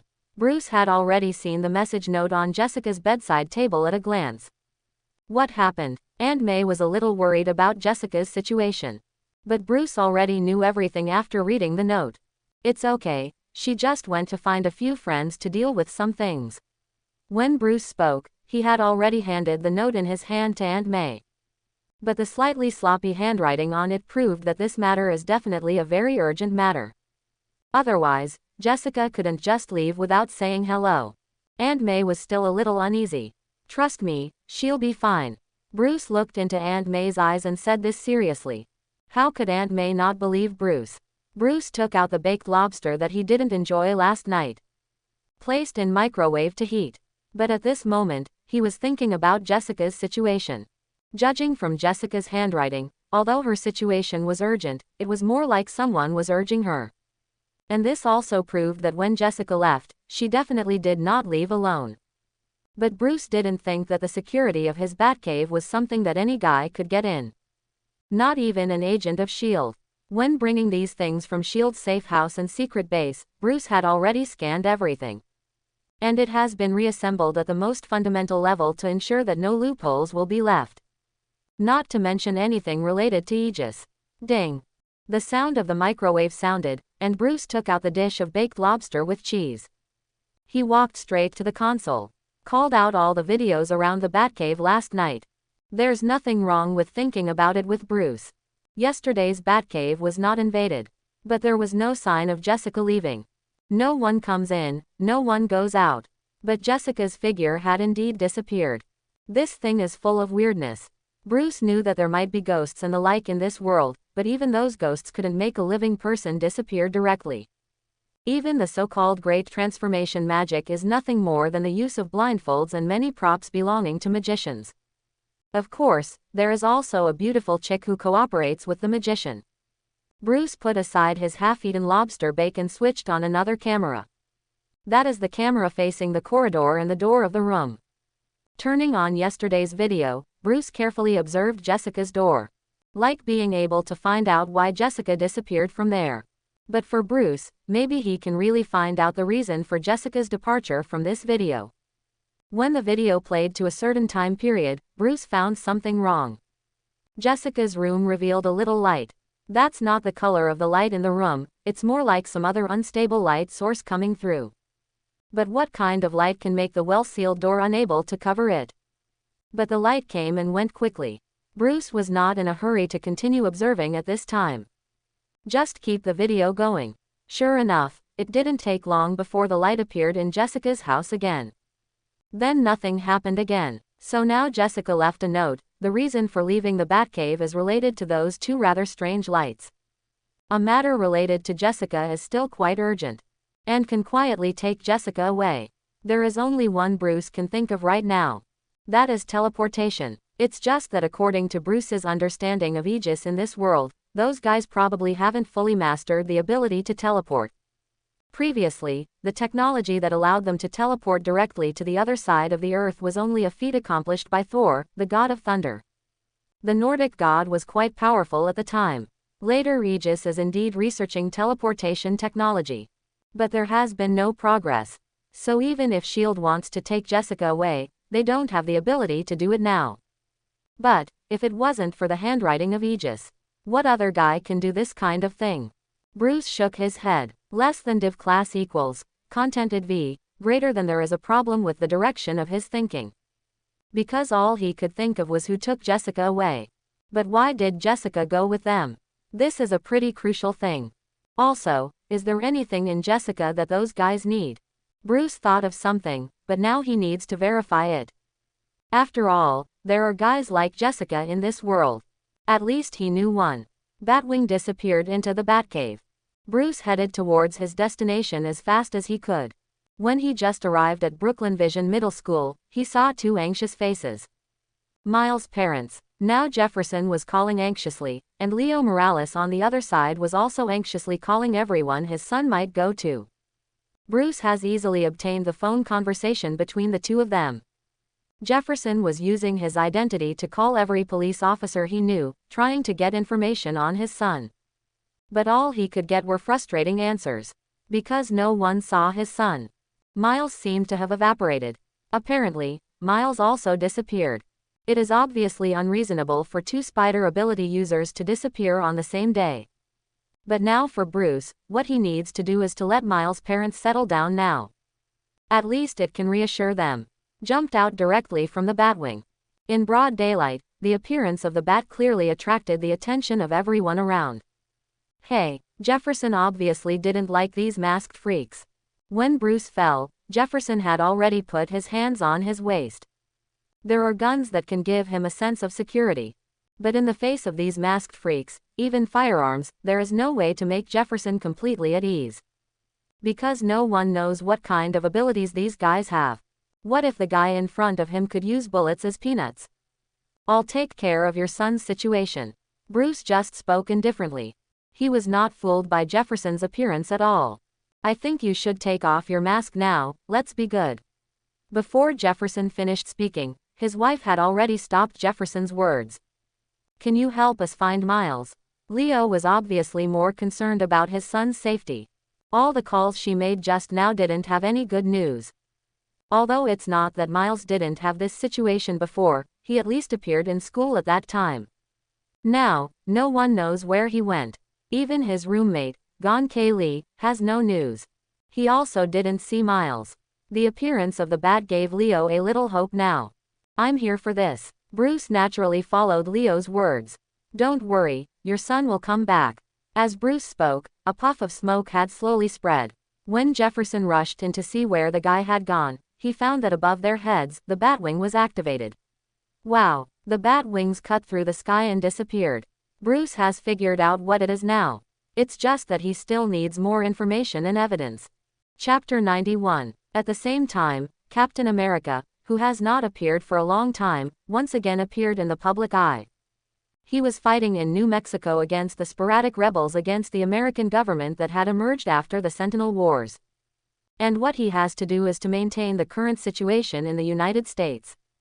Although he had been carrying out his actions in the dark before, he still had the American wanted order on him at that time. If it is not done well, it may be double attacked by the rebels and the American army. Now, he has no worries. Before Stark and Thor, there was also a guy who broke the nose of the President of the United States. After meeting the President of the United States, all the wanted orders for members of the Ultimate Alliance have been cancelled. He will naturally be able to appear openly in everyone's sight. Speaking of which, the plan that Stark told the President of the United States before did succeed. The United States and the city successfully reached a truce, but Stark was betrayed to the Creator as the price of the so-called truce. Everything is going according to Stark's plan. When Stark was sent to the city, Creator Reed immediately began to conduct a comprehensive inspection of Stark. But he didn't know that the tumor in Stark's brain would be a guy with his own consciousness. It was this small oversight that caused the Creator to suffer a big loss. Stark's brain tumor. Anthony talks to the city's AI and successfully makes the city realize that everything that the current Creator Reed has done is not based on the development of the city, but mixed with a lot of personal revenge. Then it was announced to all the Sons of Tomorrow that Reed was no longer suitable to continue leading them. All the children of tomorrow will no longer participate in the internal disputes in the United States. Similarly, in the end, the Creator Reed and the Hulk who were instigated to rebel were completely subdued and delivered to the hands of the United States. This is why Stark can come here with Saul now. The Big Three of the Ultimate Alliance reappeared in the world. The appearance of the Big Three of the Ultimate Alliance excited everyone. The members of the Ultimate Alliance, who had been wandering around for a long time before, also continued to join the queue among them. Everything seems to be going in the best direction. But someone poked out a bigger basket. Nick Fury looked at the two guys he had found. Perhaps they were the only two people in the world who could handle this matter. This is the first time I know that S.H.I.E.L.D. actually has the technology of Portal. Jessica sat on a chair nearby quite naturally. At the same time that Aegis disappeared, she and Nick Fury had no so-called subordinates. What's more, now I am a person from the Batcave. Nick Fury didn't say anything. After all, the transmission technology is not owned by Aegis, but the technology he obtained through a scientific team to study the power of Thor's transmission. Although it worked, but it is completely impossible to do something like Soul's ability to directly teleport San Feiju away. It is more than enough to bring a few people over. So, what happened this time? Jessica looked at Nick Fury, who obviously didn't intend to explain, and could only spread his hands indifferently. It's best to solve it quickly. I don't want to go back after that. Let Aunt May worry. I still have a thesis, and I've only written 1/10 of it. Miles even weakly raised his hand. Nick Fury ignored Miles and just looked at Jessica and said, "Are you already immersed in the warmth of family?" Less than div class equals, contented v, greater than, I think it's pretty good. Jessica is no longer the same Jessica as before. Maybe it's because she spent a long time with Bruce, and now she is basically immune to Nick Fury. When it comes to darkness, who can be darker than the bat hanging upside down in the Batcave? No, okay, neither does Nick Fury. Seeing myself didn't help much, and now Nick Fury doesn't continue talking about this topic. He just turned around and clicked on a video recording. The location shown in the video is quite familiar to both Jessica and Miles. Because that was where Aunt May's house was before. But now there are only ruins there. Just when they wanted to ask what was going on. A figure was coming from the other end of the street. That figure, as well as that familiar short blonde hair, already explained who this guy who walked over was. Impossible. I watched him die at Jin Bin's hands. Miles was the first to have a huge reaction. Because he had watched Spider-Man die in front of him with his own eyes, and the helpless guy now said that Spider-Man was not dead. How could that be possible? Nick Fury didn't speak, he just pressed the pause button. Jessica was also a little confused, but she was not talking to Nick Fury now. Instead, he shook his head at Miles. Miles, keep reading. Hearing Jessica's words, Miles can only keep his mouth shut and wait for what happens next. Seeing that Miles had stopped, Nick Fury restarted the video in front of him. When the figure actually got there, Jessica and Miles were really sure that the guy in the video was indeed Peter Parker. Nick Fury even framed the scene on Peter Parker's mugshot. Miles couldn't bear it at that time. I believe you should give us an answer, right? Jessica pulled Miles's action, and she looked at Nick Fury and said, "The Spider-Man you saw, or Peter Parker is a clone." Nick Fury's words simply ignited Jessica's anger now. I thought Aegis would be a good guy, but I didn't expect you to be no different from other guys. This time it changed from Jessica pulling Miles to Miles pulling Jessica. But Miles is also somewhat dissatisfied with the current style of Nick Fury. It is clearly a seemingly righteous organization, but in the end it is still doing such completely shady things in secret. I hope you can explain why. Jessica, who was pulled by Miles, suppressed her anger so that she could speak to Nick Fury calmly. After so many years of research by various countries, apart from Tien's serum, the only way to stably produce super soldiers is to clone Spider-Man. Nick Fury didn't even bat an eye when he said that. This time Miles couldn't control the current Jessica. I can only watch Jessica punch Nick Fury. Nick Fury had no intention of hiding. But he really didn't need to dodge, because Jessica's fist didn't land on him. It just smashed the monitor beside him with one punch. Nick Fury calmly looked at Jessica, who had already revealed a fierce light in the eyes in front of him. He has confidence. As Jessica's previous boss, he really understands Jessica's situation quite well. Although he may not have the kindness of Peter Parker that makes people unable to open their eyes, at least he will not be a guy who can kill someone he knows without changing his face. It was precisely by grasping Jessica's current psychology that Nick Fury could deal with the matter in front of him so calmly. Jessica slowly withdrew her fist. She really wanted to smash the bald head in front of her. But if you really do that, it is very likely that those clones will never be able to completely handle it. Which guy is the only one? Nick Fury spoke calmly. And said that the clone Spider-Man they are carrying out is actually only that one. So, where is his position? Jessica said to Nick Fury with suppressed anger. Before waiting for Nick Fury to speak, the siren of this secret base unique to Nick Fury had already sounded. It can be seen that Nick Fury is a little unbelievable now. Especially now that the air raid siren is sounding. In this link, the American Air Force will never go to the sky easily, let alone attack its secret base. Nick Fury only adjusted his emotions in the shortest possible time. Although one screen had been directly smashed by Jessica, there was more than one screen behind him. As quickly as he could, he had called out what had caused the alarm. When the image captured by the anti-aircraft device was called up, it wasn't just Nick Fury who was surprised this time. It made Jessica and Miles a little overwhelmed now. Because the flying machine that appeared on the image was Bruce's Batwing. Back in time, when Bruce left New York, Bat still habitually carried out his old business. He hacked into the communication system of the New York Police Department. And this move also brought Bruce a clue that can be said to be crucial. That's where Mary Jane went missing. This is quite heavy news for the whole of New York. At the same time, it also raised dissatisfaction with the New York Police Department, and they couldn't even guarantee that a hero's widow could live in New York. It's not even clear where exactly it went missing. This is simply incompetent performance. But the New York police officers themselves are also suffering. This kind of thing is really too hasty. And how could a living person disappear so easily? From Mary Jane's speech at the memorial service, it was already clear that she was a very powerful woman. If it is really fragile, it will not take any unthinkable actions at this time. If it was kidnapping, logically speaking, there should already be a phone call by now. But nothing. What's more, Kidnapping a Hollywood starlet is nothing, not to mention her identity as the widow of a hero. This has already determined that kidnapping is quite unnecessary.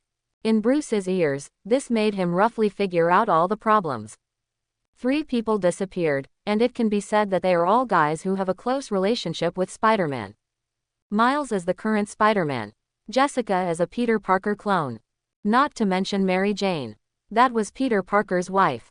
What happened to the 3 of them is likely to be related to Spider-Man. But the situation faced may be completely different.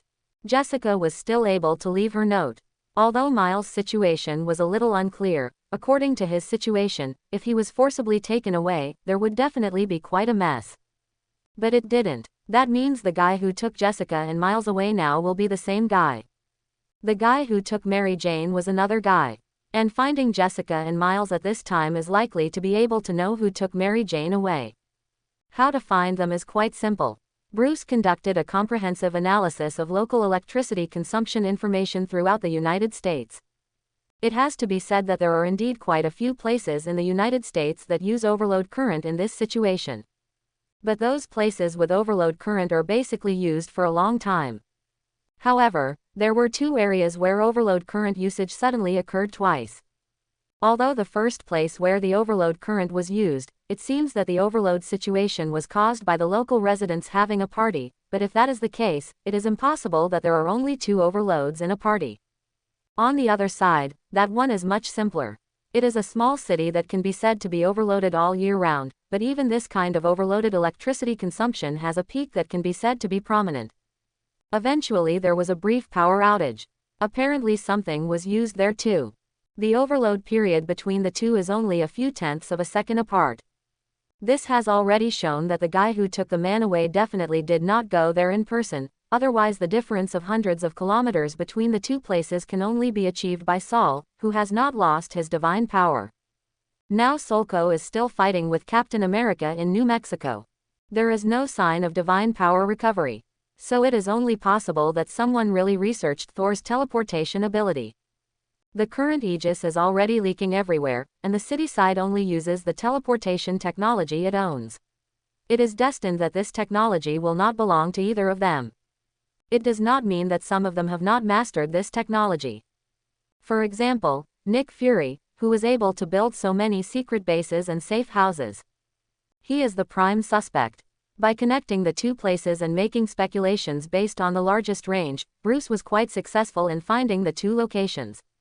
Less than div class equals, contented v, greater than 2 locations where nearly simultaneous operations can occur. Bruce was also lucky. The first place he came to was the current hiding place of Nick Fury. As Nick Fury, who has always led the mutant and human armies against the Sentinel, he even hid his secret base above the state border occupied by the Sentinel. He was not at all afraid that the Sentinel would land directly from the sky that day, crushing him to ashes. After all, Nick Fury's secret base is under the desert. After all, guys like Sentry will not have any idea of letting you go. When they start to lose control, everything is doomed to be incompatible with each other. Bringing his gaze back to the present, Nick Fury at this moment was really shocked that someone could find him here. Let me give you a suggestion. It's best to let him in, otherwise, Jessica said to Nick Fury calmly at this time. Needless to say, I've already seen it. What would he do? Nick Fury looked at the Bruce who had turned back, and now the air defense sirens in their ears were beeping crazily. Because now Bruce has aimed his weapon at Nick Fury's secret base. Jessica was never given a chance to speak fully. The sound of being locked by the fire control continued to ring at this time. Even now Bruce has controlled the Batwing to hover here. But the problem is that the most important reason why Nick Fury can always ensure that he is not discovered by any Sentinels is because there is rarely any particularly big movement around him. Now if Bruce just fires, everything will be exposed. All the hard work Nick Fury has done will be in vain. I hope that the person you took from me is still intact, and there is that little guy. Before Nick Fury could contact Bruce first, Bruce's voice had already rang from their base up. Obviously, Bruce had hacked into Nick Fury's system first. I think there is some misunderstanding between us. Nick Fury's helpless voice responded to Bruce at this time. You mean you're going to take my assistant away from my home without notice, and pull a kid who is learning how to be a superhero away from his environment? When Bruce said this, two huge ammunition compartments have slowly opened under the wings. Now the Batwing has locked onto the sand in front of him. Nick Fury didn't know what to say for a while. He never thought that he was a very calm guy, but he could be so uncool at this time. Logically speaking, that guy shouldn't have such an extreme reaction. But now everything has happened. Nick Fury may still want to say something, but now Bruce has completed all his preparations. I'll come to see you. Bruce's voice fell, and all the screens in front of Nick Fury were completely blank. All that's left is a big bat logo. Nick Fury's secret base is now something Bruce can ask for. If Nick Fury still doesn't know that his current secret base has been directly breached, he can really lay his head on the wall to death. It seems that you have a pretty great boss. This kind of thing is indeed not the first time for Nick Fury. After all, his shield system is not unbreakable. But he can guarantee that the system of his secret base is no less than or even surpasses the system of Aegis. But even then his system didn't last long. This kind of thing is a big shock to Nick Fury. Jessica just smiled and said, I said, you'd better open the door and let him in. Besides, I told you at that time, you should tell him. Nick Fury was not talking, he just sat there calmly. Jessica had indeed reminded him, but he just felt that there would be no problem. Could that guy leave New York and come directly to himself? But obviously he didn't know what kind of guy he was about to face. When the door of the room they were in opened, a black figure rushed directly in front of Nick Fury. He grabbed Nick Fury by the collar with both hands and slammed him directly into the big screen behind him. Electric sparks flicker. The impact of power made the current Nick Fury groan directly at this moment. Nick Fury could barely see Bruce with his one eye down. Very good power. Nick Fury praised Bruce. Tell me, what are you doing? When Bruce was talking, the current Nick Fury even felt that the guy in front of him was going to kill himself. It's nothing, he came to us to solve something. Jessica didn't want to see her former boss being strangled to death by her current boss. I know, that's what I'm asking. Bruce is obviously not just because Nick Fury took Jessica and the others away. When he broke through the secret base system, he already knew a lot of things. Especially why Nick Fury wanted to pull Jessica and the others over to solve it. He showed you a video clip that has been unilaterally intercepted by him. It has Peter Parker in it, but it is far more than that. When Bruce said this, Jessica and Miles were completely at a loss. This is not the case with what Nick Fury explained before. How many clones of Spider-Man do you have? All the information Bruce obtained in the secret base showed that the Spider-Man cloned by that guy was definitely more than just the guy who escaped. 100, 200, or an army. Bruce's words were like a cold wind, and every time he said a number, it meant that everything had far exceeded Jessica's imagination. Nick Fury was silent. He knew that what he had done would be discovered sooner or later, but he didn't think what he had done would end it all so soon. Only one. When Nick Fury said the number, Jessica couldn't restrain her anger. But Bruce was standing between them. Bruce unceremoniously threw the bald head against the wall. Nick Fury wanted to get up from the ground, but what followed was a heavy foot from Bruce. You're lying. Bruce pulled Nick Fury up directly. The resources he found in the system, the clone legion he could create was far more than this amount. Nick Fury wanted to find a potion to free himself from the current situation. It's just that Bruce moves much faster than Nick Fury. A small tube of orange-yellow potion had been injected into Nick Fury's neck by Bruce. Veritaserum is right. Nick Fury may want to explain that he has long been resistant to things like Veritaserum. But it never occurred to him that what Bruce was injecting into him was never a Veritaserum.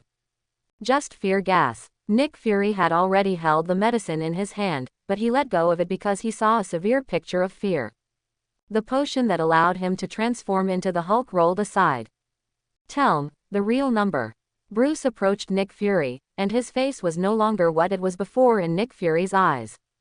He has transformed from a supervillain who destroyed the world in his fear. 2327. What Nick Fury said really made Jessica and Miles unable to accept it. Everything before was a lie. Even far beyond everyone's imagination. With more than 2,000 super soldiers with spider abilities, Nick Fury can already push the entire United States. As for why these super soldiers have not been pulled into the battlefield, Bruce can't help thinking about the worst situation. That is, the current Nick Fury has no ability to command them at all. Those guys are probably out of control. Where are they? Bruce continued. 3 flying decorations are on the floor underground. After hearing these words, Jessica lowered her head and sat on the ground. This series of things made her really overwhelmed. She doesn't know why everyone wants an army of super soldiers cloned from Spider-Man. But as a clone, she is the clearest. When she is really conscious, she has no way to distinguish her identity. There is part of the memory of the cloned person in his mind.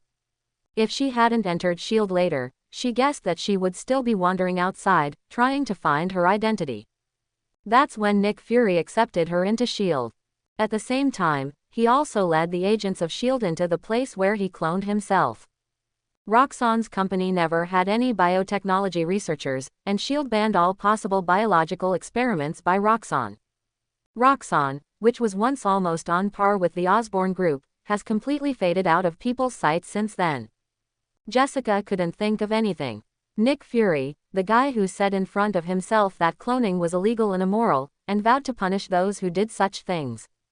Now, Spider-Man has been cloned and an entire army has been secretly created.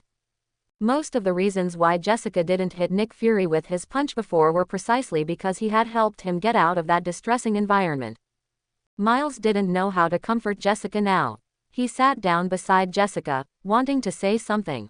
Before he could speak, Bruce had already spoken. We don't have time to waste here now.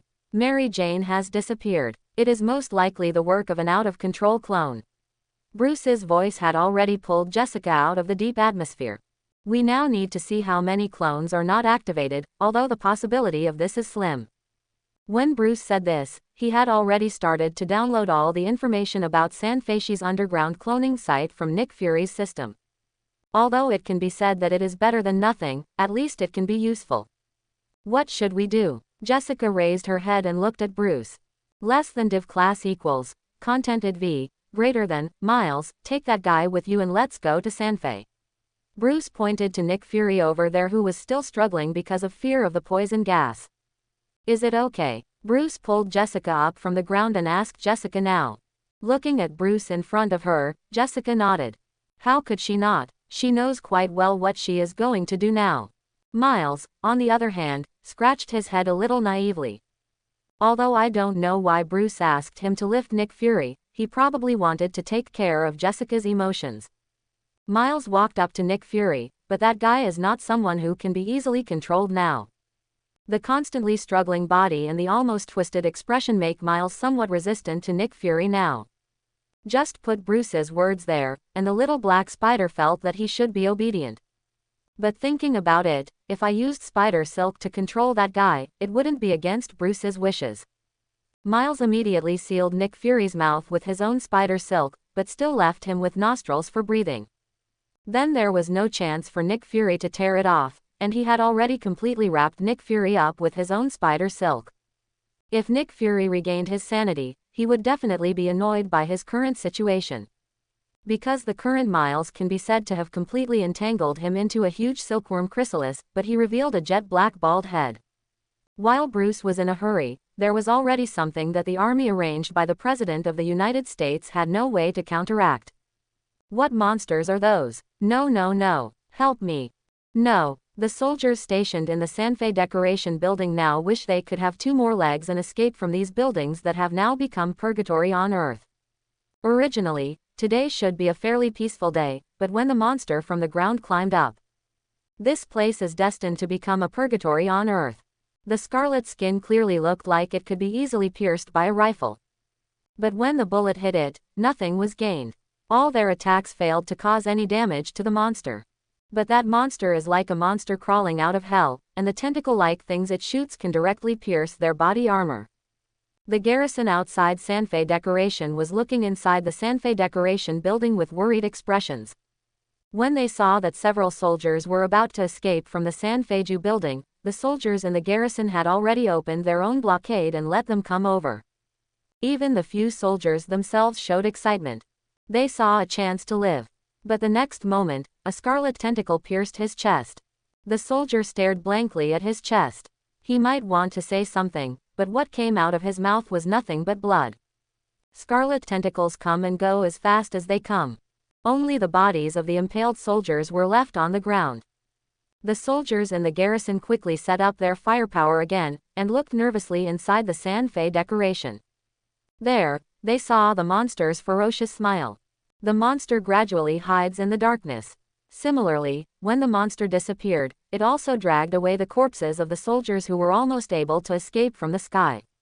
No one would think about that monster, and why they dragged those corpses away, and no one dared to think about it. No matter what the consequences are, they all understand that it is definitely a cruel scene to the extreme. Now no American soldier dared to step forward easily. They didn't know how far the monster's attack distance was. They don't want to die in this war so obscurely, with only a small medal or even a death pension back home. Originally, the two soldiers who pushed out the obstacles and wanted to meet them also returned to the front line at this moment. They swallowed, and played with their helmets unconsciously. The sense of oppression that monster gave them was too great, making them a little breathless now. How long are we going to stay here? A soldier looked at his captain. He wanted to get an order from the captain to retreat. Now they have no way to enter or leave, so they just stay here and wait to die. The captain had already communicated with the command post at the rear, but the answer they got was to stay here. There is no way for them to back off. Those guys, they only know how to study their plans there, and they don't take our lives seriously at all. A soldier said angrily. Don't we have superheroes? Don't we have the so-called super soldier team? Where are they now? As a soldier who often pays attention to superhero news, Jacob asked his captain at this moment. It can be said that the American government has nothing to hide about the emergence of a super soldier team in the army, and even announced it openly. After all, their super soldiers have been completely applied to the army, which can already deter some guys who want to come to the United States to make trouble. It's just that this deterrence comes and goes quickly. After they announced it, the United States has basically fallen into dire straits. The super soldier team established by the United States first hunted down the members of the Ultimate Alliance, and was later sent by the President of the United States to other places for suppression. To put it simply, they are not idle for a moment, they are completely busy. The captain shook his head. He just set his eyes on San Feju. As long as the guy in the building gets tired of staying, they are likely to be the first to die, but now they have no choice. Just when several team members were still about to complain, there was a burst of electric current from the captain's intercom. All soldiers withdrew from the San Fe decoration and rebuilt a new line of defense at the 3 kilometers position. This voice is quite familiar to the captain, isn't it the voice of their immediate superior? Now that such an order has been issued, it is naturally impossible for them to stay here any longer. Although the distance of 3 kilometers is not a problem at all for superhumans who are no longer ordinary humans, it is already a great psychological comfort for these soldiers. Hearing these words, everyone immediately started to pack their bags and evacuate out of the San Fe decoration building. It's just that they didn't realize that when they were evacuating, an aircraft was silently landing on the top of San Feju's building. How did you do it? Miles naturally saw a series of operations by Bruce, but he didn't believe that such an obvious aircraft would go unnoticed when it landed on the San Feju building. Spectral reflection stealth technology, the technology used by Aegis on aerospace aircraft carriers. Jessica naturally knew what method Bruce used to allow the Batwing to land here quietly. After S.H.I.E.L.D. was taken over by the United States, S.H.I.E.L.D.'s database can basically be said to be anything you want, and all technologies can be found in S.H.I.E.L.D.'s database. Not to mention that Bruce still has his own help to get the special materials in those secret bases. It couldn't be easier to apply this technology to the Batwing. Bruce didn't speak, just jumped out of the Batwing's cockpit. Jessica and Miles followed closely behind and landed on the top of the San Feju building. Miles didn't forget to drag the person he should be carrying out of the cockpit, and Nick Fury was dragged directly to the ground by him. What should we do with him now? Miles looked at Nick Fury, who was still immersed in fear, and asked Bruce for a solution. Pluck the silk from his mouth. Bruce stepped forward and directly injected him with another dose. He took off the spider silk that stuck to Nick Fury's mouth. Miles watched helplessly as Bruce injected the tube of potion into Nick Fury's body completely. You didn't inject him with some weird medicine again, did you? Miles was a little uncertain, looking at the medicine tube that Bruce had put away. An antidote to poisonous fear. Sure enough, after staring at that dose of potion, Nick Fury's face, which was originally full of fear, had gradually calmed down, and the effect can be said to be immediate. In a short period of time, Nick Fury has recovered his sanity. He looked at Bruce, the fear in his eyes was gone. What the hell did you inject me with? Nick Fury is obviously quite nervous. What exactly will the effect of what Bruce injected himself with before? I just need your cooperation. Less than div class equals. Contented V. Greater than. Nick Fury glanced at Bruce with some disbelief, but soon he found that he had arrived at S.H.I.E.L.D.'s headquarters. It seems that you already know everything. Nick Fury spoke to them a little lonely. He didn't know what he said under the effect of that potion, but they were able to bring themselves to the headquarters of S.H.I.E.L.D., which already represented the Spider-Man clone. They already know where it is stored. It's not everything, at least we don't know anything about the red monster in Sanfeishi building now. At this moment, Bruce has already walked to the other end, using his own equipment to connect to the current Sanfeishi buildings in the internal network. I don't know if it's because the spider clones have completely blocked all the underground cameras, or because of other reasons. What Bruce can observe now is only the situation inside the main building. And this also allowed Bruce to see the red monster that was wandering in the building. Nick Fury was stunned. Although Aegis did contain a lot of strange things and possessed magical technology, Nick Fury didn't remember that there was a red monster in Aegis now. He wanted to go to Bruce's side to see what was going on, but the spider silk Miles used to bind him was too strong, and it was impossible for him to make any movements. Hey, can you help me get this thing off my body? Nick Fury saw Miles, who was a little dazed, and tried to turn his attention back to himself. Miles did not listen to Nick Fury's words, but instead moved his eyes away and looked at Bruce. Until Bruce nodded, now Miles had just untied Nick Fury. Just this one action has already shown that at least now everyone here is basically based on Bruce. Nick Fury, who was untied, rushed to Bruce's side immediately. When he actually saw the thing, he fell silent. Because he knew what it was. It seems that you should know what it is. Seeing that Nick Fury stopped talking, Bruce already knew what the red monster he recognized was running around in the building. Previously, Richard Parker and Eddie Brock Sr. developed a revolutionary technology that could be used to cure human diseases and even disabilities. Nick Fury did not directly explain what the red monster was. Instead he talked about such a thing. It's what they call a symbiote that envelops and augments the wearer's body, and they named their creation Project Venom. But the plan is unstable and dangerous. Quote, this made Trask Industries and Roxxon Group focus on this project at the same time, but their purpose is not to use this project to cure human diseases, but to turn it into a potential biological weapon and a tool for making super soldiers. Quote, how can two talented scientists withstand the crushing power of two super corporations? In the end, Trask Industries obtained all the project materials of the Venom project, and started a commercial competition with Roxxon, but Roxxon also obtained samples of their own Venom project. None of them had any idea that Venom had a mind of his own and that they were quite inclined to become part of Spider-Man. The Venom symbiote has been brought back to AHIELD after the Ultimate Alliance got involved with Venom possessing Peter Parker.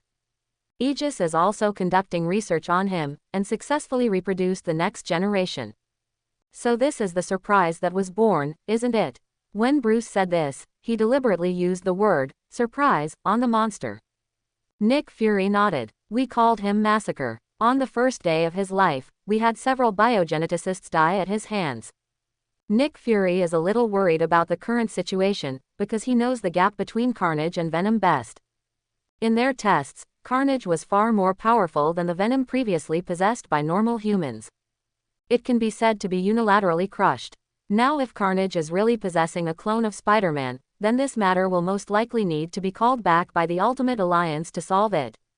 Wait, if the Venom symbiote is contained by S.H.I.E.L.D., where did the guy we fought earlier come from? At this time, Miles suddenly remembered the battle he had fought with another big black guy in the bank lobby. If I'm not mistaken, that thing should also be a symbiosis. I know where that symbiote came from. Bruce looked at Miles and explained this quite succinctly. Roxxon Corporation. Bruce projected a figure, which was the guy they pulled out of Venom's body before. Drive Conrad Marcus is a biochemist, ex-Osborne Industries scientist who moved to Roxxon. He took the last and only sample of Roxxon's venom. Roxxon once reported this matter to the police, but they couldn't find him. Nick Fury glanced at Miles. He didn't expect so many things that he didn't know happened during his absence in New York. It seems that you still need your own people to help you collect information. Otherwise, if you don't know anything, wouldn't you already be blind? This is simply unacceptable for Nick Fury. Where is the Venom symbiote of S.H.I.E.L.D.?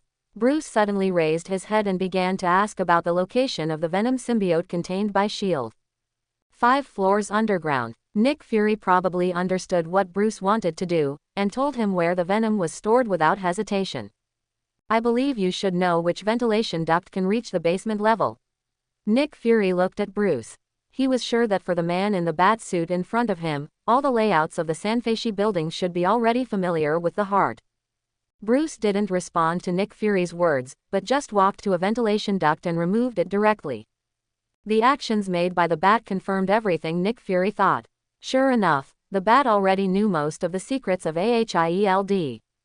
The basement floors of the Sanfei Decoration building were planned and designed at the beginning of construction, and the 11th to 13th floors underground after that were designed by Nick Fury himself.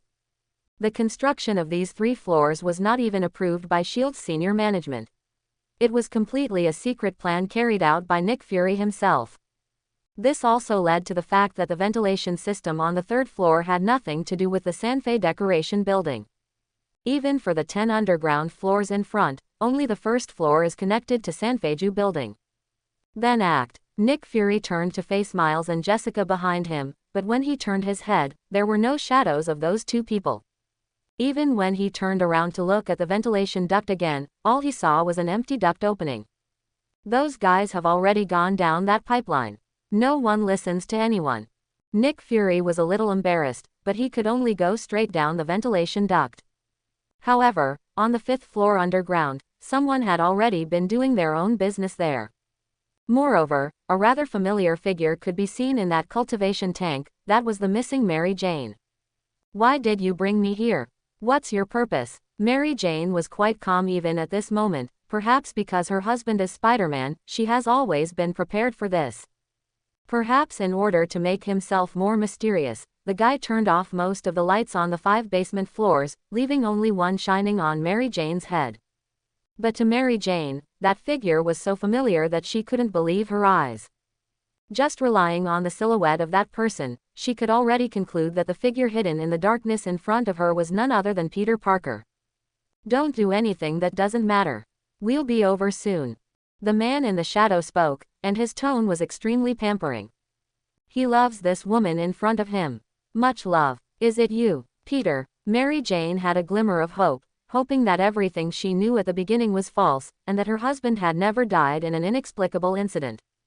She leaned close to the glass surface of the culture tank, trying to see the guy's face clearly. I should have thought of how to protect you a long time ago. Only in this way will no one be able to hurt you. He slowly walked towards Mary Jane, but he still didn't reach the light, which made it impossible for Mary Jane to see his face clearly. Face. What do you want, Peter? Mary Jane instinctively felt that the Peter in front of her was a little strange. He seemed to be a different person. Instead of worrying about your safety all day and night, I can't help but think that if you were like me, would you be able to protect yourself? When these words were spoken, the figure finally walked into the light.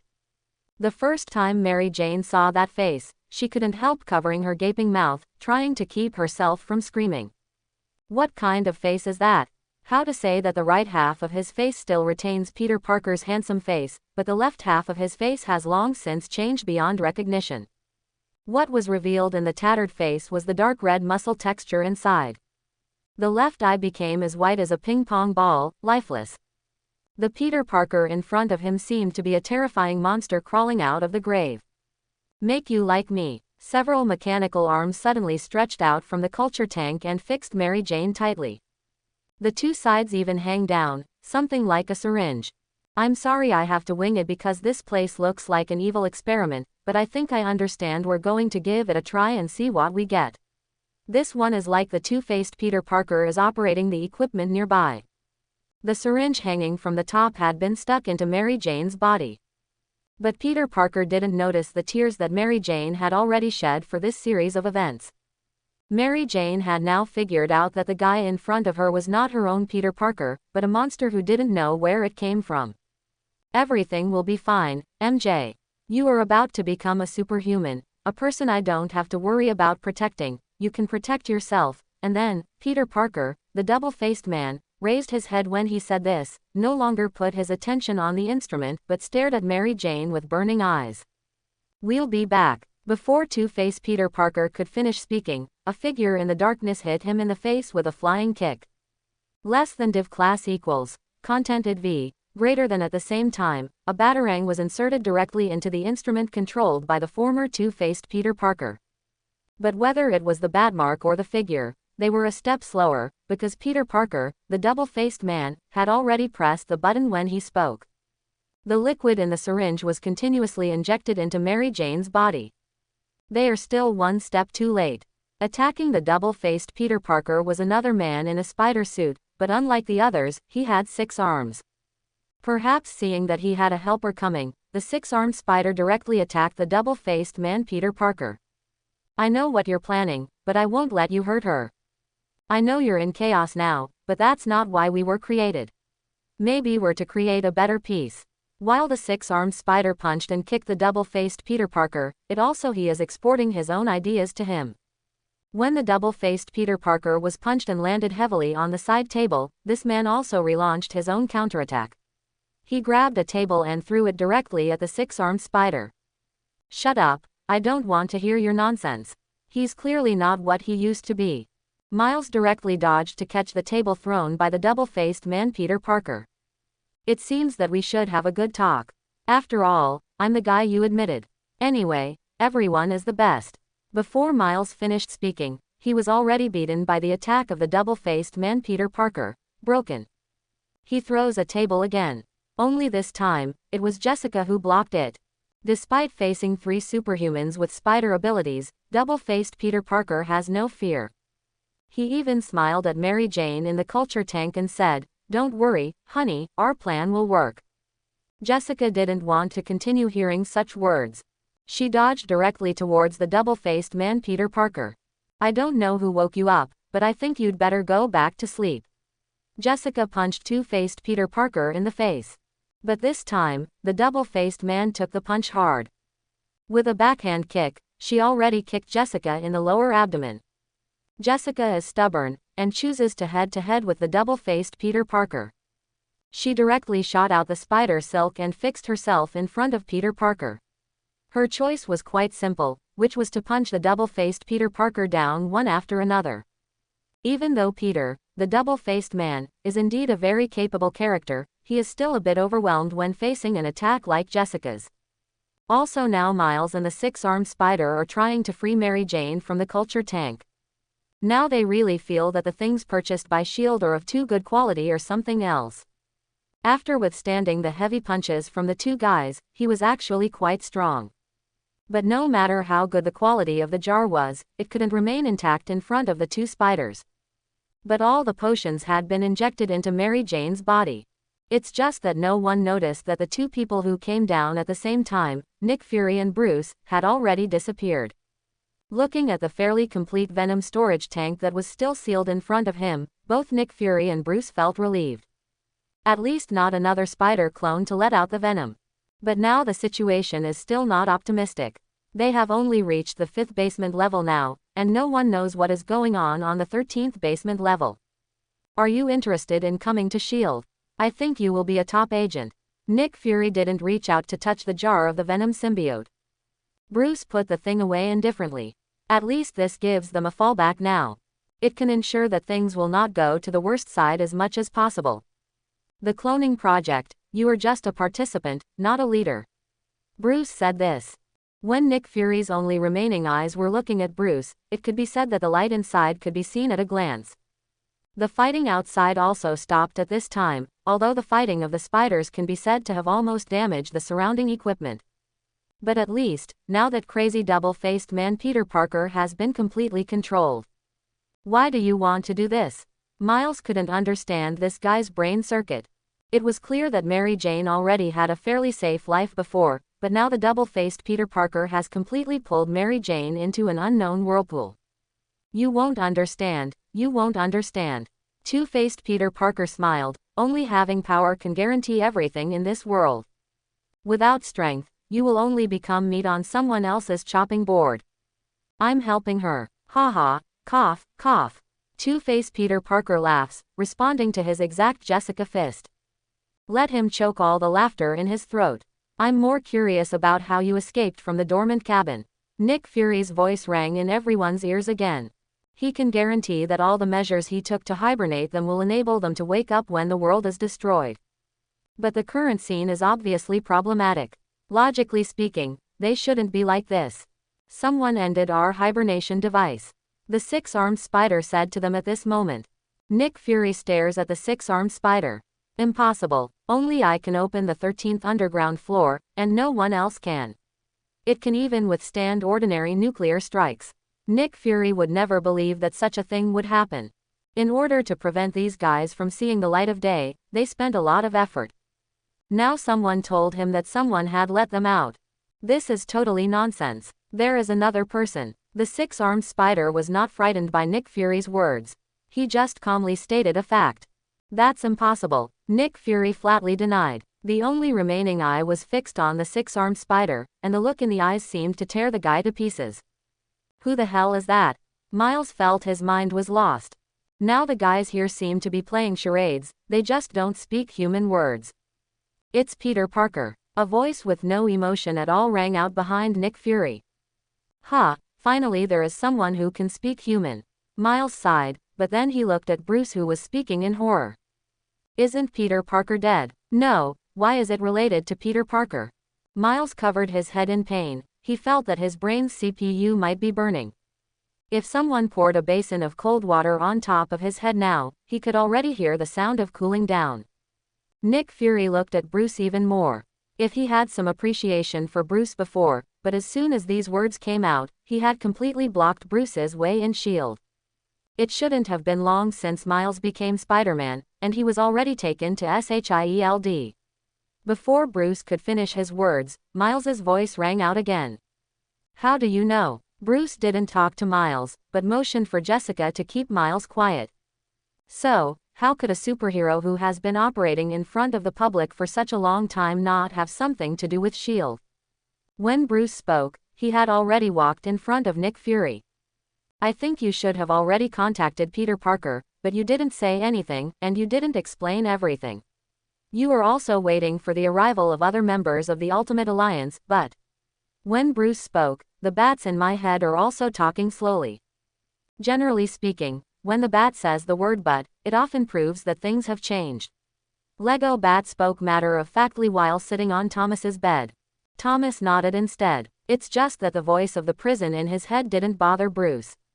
He just continued to say to Nick Fury, there must be some disagreement between you and Peter Parker. It is very likely that there is a problem with your experiment. In the end, Peter Parker continued to be his own lone vigilante, while you sealed up all the information and experimental products related to this matter. The story is well made, but it's not. Nick Fury brushed everything off in an understatement. I don't want to continue to communicate with Bruce on this kind of thing at all. Bruce didn't have the idea to continue talking, because Mary Jane, who had been injected with the serum before, woke up. It is not appropriate to continue this topic. Jessica, take her out. Although Mary Jane is now a newcomer who has been injected with the serum, no one knows what Mary Jane's abilities will be. What's more, Mary Jane has never experienced a superhuman war, and the consequences are things that no one wants to see. This is the best consolation for the dead Spider-Man. Just when Jessica was about to help Mary Jane, she saw Mary Jane standing up from the chair beside her. She stared closely at Bruce in front of her. I want to know what Peter has done in the past. When Mary Jane spoke, the desktop in hand was directly crushed by her. Obviously, the ability of the newcomer has been demonstrated in Mary Jane. Jessica was a little dazed. She looked at Bruce, wondering what to do now. Bruce just looked at Mary Jane. Mary Jane stared into the bat's eyes without fear. Take her, Bruce agreed. But Nick Fury disagreed with this matter. No, to ensure her safety, I don't agree. Nick Fury sternly rejected Bruce's words. For Mary Jane to get involved in this matter, he already felt quite guilty towards Peter Parker if he allowed Mary Jane to continue to follow them. He didn't know how he would face everything then. At least, he wants to keep Mary Jane safe. Thank you very much for your concern, but I must know what Peter did. Mary Jane said to Nick Fury in a serious tone. This made Nick Fury a little out of control. This won't work. Nick Fury wanted to explain something. But even he, the king of secret agents, was a little speechless at the moment. All he could do was insist that Mary Jane could not continue to follow them on missions. Why? Mary Jane asked back. Mary Jane's rhetorical question made Nick Fury really speechless. He looked at Mary Jane. Obviously she wanted to see what the 13th basement floor looked like. That was the person Mary Jane had loved the most, and it turned out that there were things in the world she didn't know about. Nick Fury regained his composure and spoke to Mary Jane. Actually, S.H.I.E.L.D. had already noticed Peter when he was carrying out his activities for the first time, and we also communicated with him. It's just that he was too young at that time, he was just a high school student. We need him, but we don't need such a young boy. Miles suddenly raised his hand, but I am a high school student. All he was greeted with were stern looks from Bruce and Nick Fury. The little black spider immediately closed his mouth. So S.H.I.E.L.D. waited for him to grow up to college. He officially became a member of S.H.I.E.L.D., but due to his own special nature, he has always been considered a special personnel in S.H.I.E.L.D. The Green Goblin once entangled several other villains who wanted to harm Peter, and it was the people from S.H.I.E.L.D. who helped Peter survive. After that incident, both Peter and I realized that sometimes a person's power is too small, even if it is superhuman. Peter and I chose to carry out the cloning project at the same time, and the mother of the clone was Peter Parker himself. Because Peter had designed all the programs at that time, as long as it succeeds, we will be able to get an army constructed entirely of superhumans to protect everyone.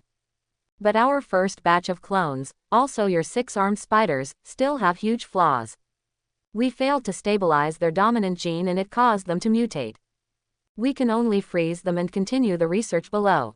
I did succeed. Among the second batch of clones, there was a pretty perfect clone, which basically matched Peter and I's vision perfectly. We gave the clone a name, Ben Riley. Less than div class equals, contented v, greater than, then we picked up the pace and started researching and cloning. However, Peter has not yet determined the appropriate control device. I directly chose the brain-computer interface, so that all clones would be controlled by the central system, but Peter denied it. Although the brain-computer interface is already a relatively common technology in Aegis, it will still cause irreversible damage to the user's body.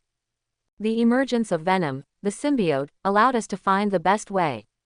We intend to use the symbiote to control all spider clones. Out of control, Bruce said at this moment. Just like what you said happened when Carnage was born, everything was developed by you trying to possess Carnage on the spider clone. Bruce was really surprised by the boldness of these guys. A parasitic life that has long been shown to have a mind of its own.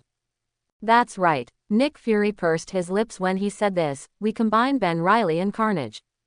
Thinking of what it was like at that time, Nick Fury couldn't help but sigh. We thought that the next generation that reproduced using Venom would not have any overly violent emotions, but we did not expect that the symbiote did reproduce, and the violent emotions directly evolved into bloodthirsty. All plans failed. After taking care of Ben Riley and containing Carnage, the spider cloning project has been fully contained. Of course, Peter and I still discussed about the spider clone army. I advocated the destruction of all spider clones, but Peter disagreed. He believed that clones also had their own independent souls, which would be tantamount to killing people. In the end, it could only be put on hold, and Peter also withdrew from S.H.I.E.L.D. Quote. After Nick Fury explained everything, Mary Jane looked at Nick Fury quietly with her lips pursed. Thank you. In the end, Mary Jane just said such a sentence to Nick Fury. So, please go back. I don't think I can't protect Peter's lover. When Nick Fury said this, perhaps it was really from the bottom of his heart. At this moment, he may no longer be the king of agents, nor the American general. He's just a guy who wants to protect his friends and his loved ones. No, this is something my husband did. As his wife, I want to help him end it. Mary Jane rejected Nick Fury's words. For her, helping Peter Parker settle everything is what she should do most. Nick Fury may still want to say something, but it is obvious that Mary Jane will not say any more now. She just slapped the table next to her, flying. Looking at the table that had flown out, Nick Fury already knew that he was the untouchable Mary Jane. Bruce didn't say anything, just watched the carnage wandering above the building. Okay, we need to speed up. The massacre under surveillance has slowly begun to show signs of impatience. But for some reason, the massacre who clearly wanted to rush out was firmly trapped in the building decorated by San Fe. It seemed that something was interfering with his movements. However, the uneasiness shown by the massacre, as well as the irritability, are no longer good signals. It's best for them to settle everything now. What about this guy? Miles lightly kicked the double-faced Peter on the ground. Take it, all of them. Bruce didn't even look back, and walked directly in the direction where he could continue down. Miles didn't even need to think about it, he already knew what he should do now. He directly carried the double-faced Peter on his back. Dude, I hope you won't make any big moves, or I can only drag you away. Miles is worried about this guy. A guy who can do kidnapping is not a good thing. Two-Face Peter didn't say anything, he just locked his eyes firmly on Mary Jane. His memory is still stuck at the point where he needs to protect Mary Jane. But it didn't occur to her that Mary Jane was already married to another self. This impact made him a little overwhelmed. To put it bluntly, he didn't hear Miles at all. But these things are not a problem for others. They just kept going downwards. But when they stepped into the passage from the 10th to the 11th floor, what they saw in front of them already made Miles and Mary Jane a little nervous. Everything that can be seen in the passage is blood. There is even a severed hand not far away. This all makes Bruce and Nick Fury frown a little. Obviously, the current situation on the 13th underground floor is very likely to be different from their original estimate. They estimate that what they will face is a purgatory. But now they have to keep going. Even Mary Jane held back her physical discomfort and tried her best to see what was going on below. The 11th and 12th floors underground have completely turned into bloody slaughterhouses. They saw countless clones being mercilessly slaughtered here. It's a completely one-sided situation. Maybe they resisted, but it didn't get much effect. Mary Jane looked at the mutilated corpses, and she could no longer bear the physical discomfort she had suppressed. I wanted to vomit directly into something like a trash can, but there was this torn-off head in it. This made Mary Jane completely unable to bear it. She has no image anymore, and she is about to vomit bitter water directly to the other side. Miles, of course, wasn't much better. He had already opened his mouth, but nothing could come out. Because he had already vomited out everything in his stomach before, now he could only vomit some sour water. But Bruce looked at the stumps here, and then at the two Spider-Man clones behind him, and he was a little unclear. And according to the news I got from Nick Fury before, there should be another clone who escaped played by San Fe. But according to the current scene, none of the clones can escape. How they survived is open to question. Aren't the first batch of clones stored in the same location as the last Spider Army? Bruce didn't fix his eyes on the two clones. No, in the same position, even they have to be further inside. Nick Fury has also discovered that something is wrong now, according to the tragedy of the scene. These guys are obviously not the powerful clones of Spider-Man, and they should have been some of these stumps. But now they are alive and well. This is not reasonable. Although it is possible that they escaped from here directly after being released. But the probability is too small. But now is not the time to talk about these things. Bruce and Nick Fury continued to move forward. Mary Jane recovered slowly. Miles could only follow everyone step by step. He needs to do some mental construction for himself. Lest the things I see next exceed the extremes I thought of. It is estimated that he will still vomit for a while. But when they actually arrived at the 13th underground floor, Nick Fury agreed with Bruce's previous words. Because what is in front of them now is the 13th floor of the basement that has already opened its doors. As they thought, all clones here are dead. The time of death does not exceed 24 hours. Bruce came to this conclusion after examining the dead clones. In other words, the massacre did not take place long enough for the two clones behind them to escape and ascend to heaven. Not to mention that there is one who can touch the former May Parker's house. It seems that we want to discuss your identities. Nick Fury turned and looked at the two clones behind him. Bruce looks directly at the two clones of Peter. The pitch-black cloak now completely covered Bruce's body.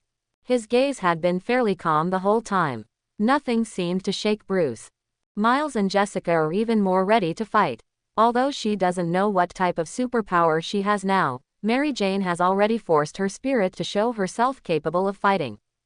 The double-faced man who had been tied up by Miles suddenly spoke. It's just that the voice he said was completely different from the previous voice. It was a voice with an electronic sound. Bruce is quite familiar with this sound. Guys who don't want to expose their voices often do this kind of thing.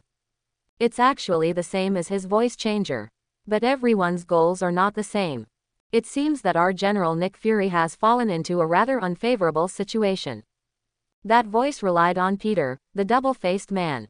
If Nick Fury at this time didn't know what they were controlled by, he really would have been a general for so many years in vain. He frowned, because what these guys did to the clones was a brain-computer interface. You controlled them with a brain machine. Nick Fury continued to talk to the guy. Where do you start talking about this? Didn't you create them just to control them in the first place? I just realized this completely. The voice was obviously unhappy with what Nick Fury said. If you make it, it will be fine. If I complete your plan, I will have problems. This seems a bit unfair. Hearing what the voice said, Nick Fury couldn't find any suitable counterattack for a while, he just fell silent. What's the matter, our great General Nick Fury? The voice seemed to be mocking Nick Fury, saying that he was just a useless old guy. He's just waiting for me to find your location. Bruce suddenly spoke. At this moment, Bruce has already found the real position that controls the combination of these Spider-Man clones through the brain-computer interface. I think this is another reason why Nick Fury and the others refused to use the brain-computer interface at the time. It's not just physical damage. If the other party has an over-spec hacker, they will be able to find the person who controls this group of troops. Quote, "Are you right, Eddie Brock of Hydra?" When Bruce said these words, everyone saw the expression of disbelief on the face of Peter, the two-faced man who was now controlled. Obviously, he never thought that someone could find him directly. Didn't that guy die in the battle with Spider-Man before? Miles after being beaten by Bruce. In order to be a good Spider-Man, he read all of Peter Parker's execution records, and the presence of venom among them made him unable to forget it. He had a very clear impression that the venom at that time was directly collected on a leaky cable and was electrocuted into a muggle. Obviously someone rescued him, but his condition shouldn't be very good now. It was only then that Bruce walked completely in front of the two-faced spider, and what he was showing in his hand was another scene. This is a guy with a nutrient solution tube stuck in his back. But that panicked face made it clear that he was Eddie Brock. So what? The power you have now is simply impossible to compete with the Legion in my hands. Eddie Brock's panic only lasted for a moment. He quickly regained his composure. Maybe S.H.I.E.L.D. has no plans to continue cloning Spider-Man, but that doesn't mean Hydra doesn't have it. There is nothing wrong with what the Bat said before. It is indeed Peter Parker who opened the 13th underground floor, because we sent him back from hell. When Eddie said this, a confident smile appeared on that slightly sick face. What did you do to my husband? Mary Jane asked Eddie quite excitedly. I thought you guys already recognized it, it seems. Listening to Mary Jane's words, Eddie seemed to be uncertain of something. A puzzled smile appeared on his face, but soon that smile turned into sarcasm. The feelings between you are not too deep. Less than div class equals, contented v, greater than sensing that something was not right about Mary Jane's mood now, Nick Fury immediately stepped forward to speak to Eddie. We also have two Spider-Man here, and a rookie who was just converted by you. You only have two inferior Spider-Man clones. What do you use to fight? Eddie's voice didn't sound again, because all of them heard the sound of running fast from the passage. The carnage came down from the main body of the three-fly decorated building. So can anyone tell me what's going on now? Obviously, Miles is still a little confused about what happened. Simply put, S.H.I.E.L.D. has already been infiltrated into a sieve. Bruce's words were too harsh for Nick Fury. Because what he can be sure of is that when he was in office, S.H.I.E.L.D. was definitely not so fragile. Like Bruce said, Bruce and the others used false orders to drive those soldiers out, which was exactly what Hydra wanted. They are sure that these superheroes will pull all the soldiers out before entering the Sanfeishi building, and that time is the space they can operate. At this moment, the garrison outside has ushered in the next batch of replacement troops, but the pattern on the armbands of this batch of troops is a little strange. The Major General who was originally asking who gave them the order to withdraw from the defense line naturally chose to put aside the problems between himself and his soldiers for a while when he saw the people coming to change defenses. After all, in front of outsiders, they will always be a whole. I didn't expect you to come here, Lieutenant General Ross. After saluting General Ross, the Major General asked why he came here with some puzzlement. As a representative of the military hawks, General Ross has always been committed to the Super Soldier Plan, and now he is leading the Super Soldier Army. The special team will deal with the special team's affairs, and I will deal with what I should deal with.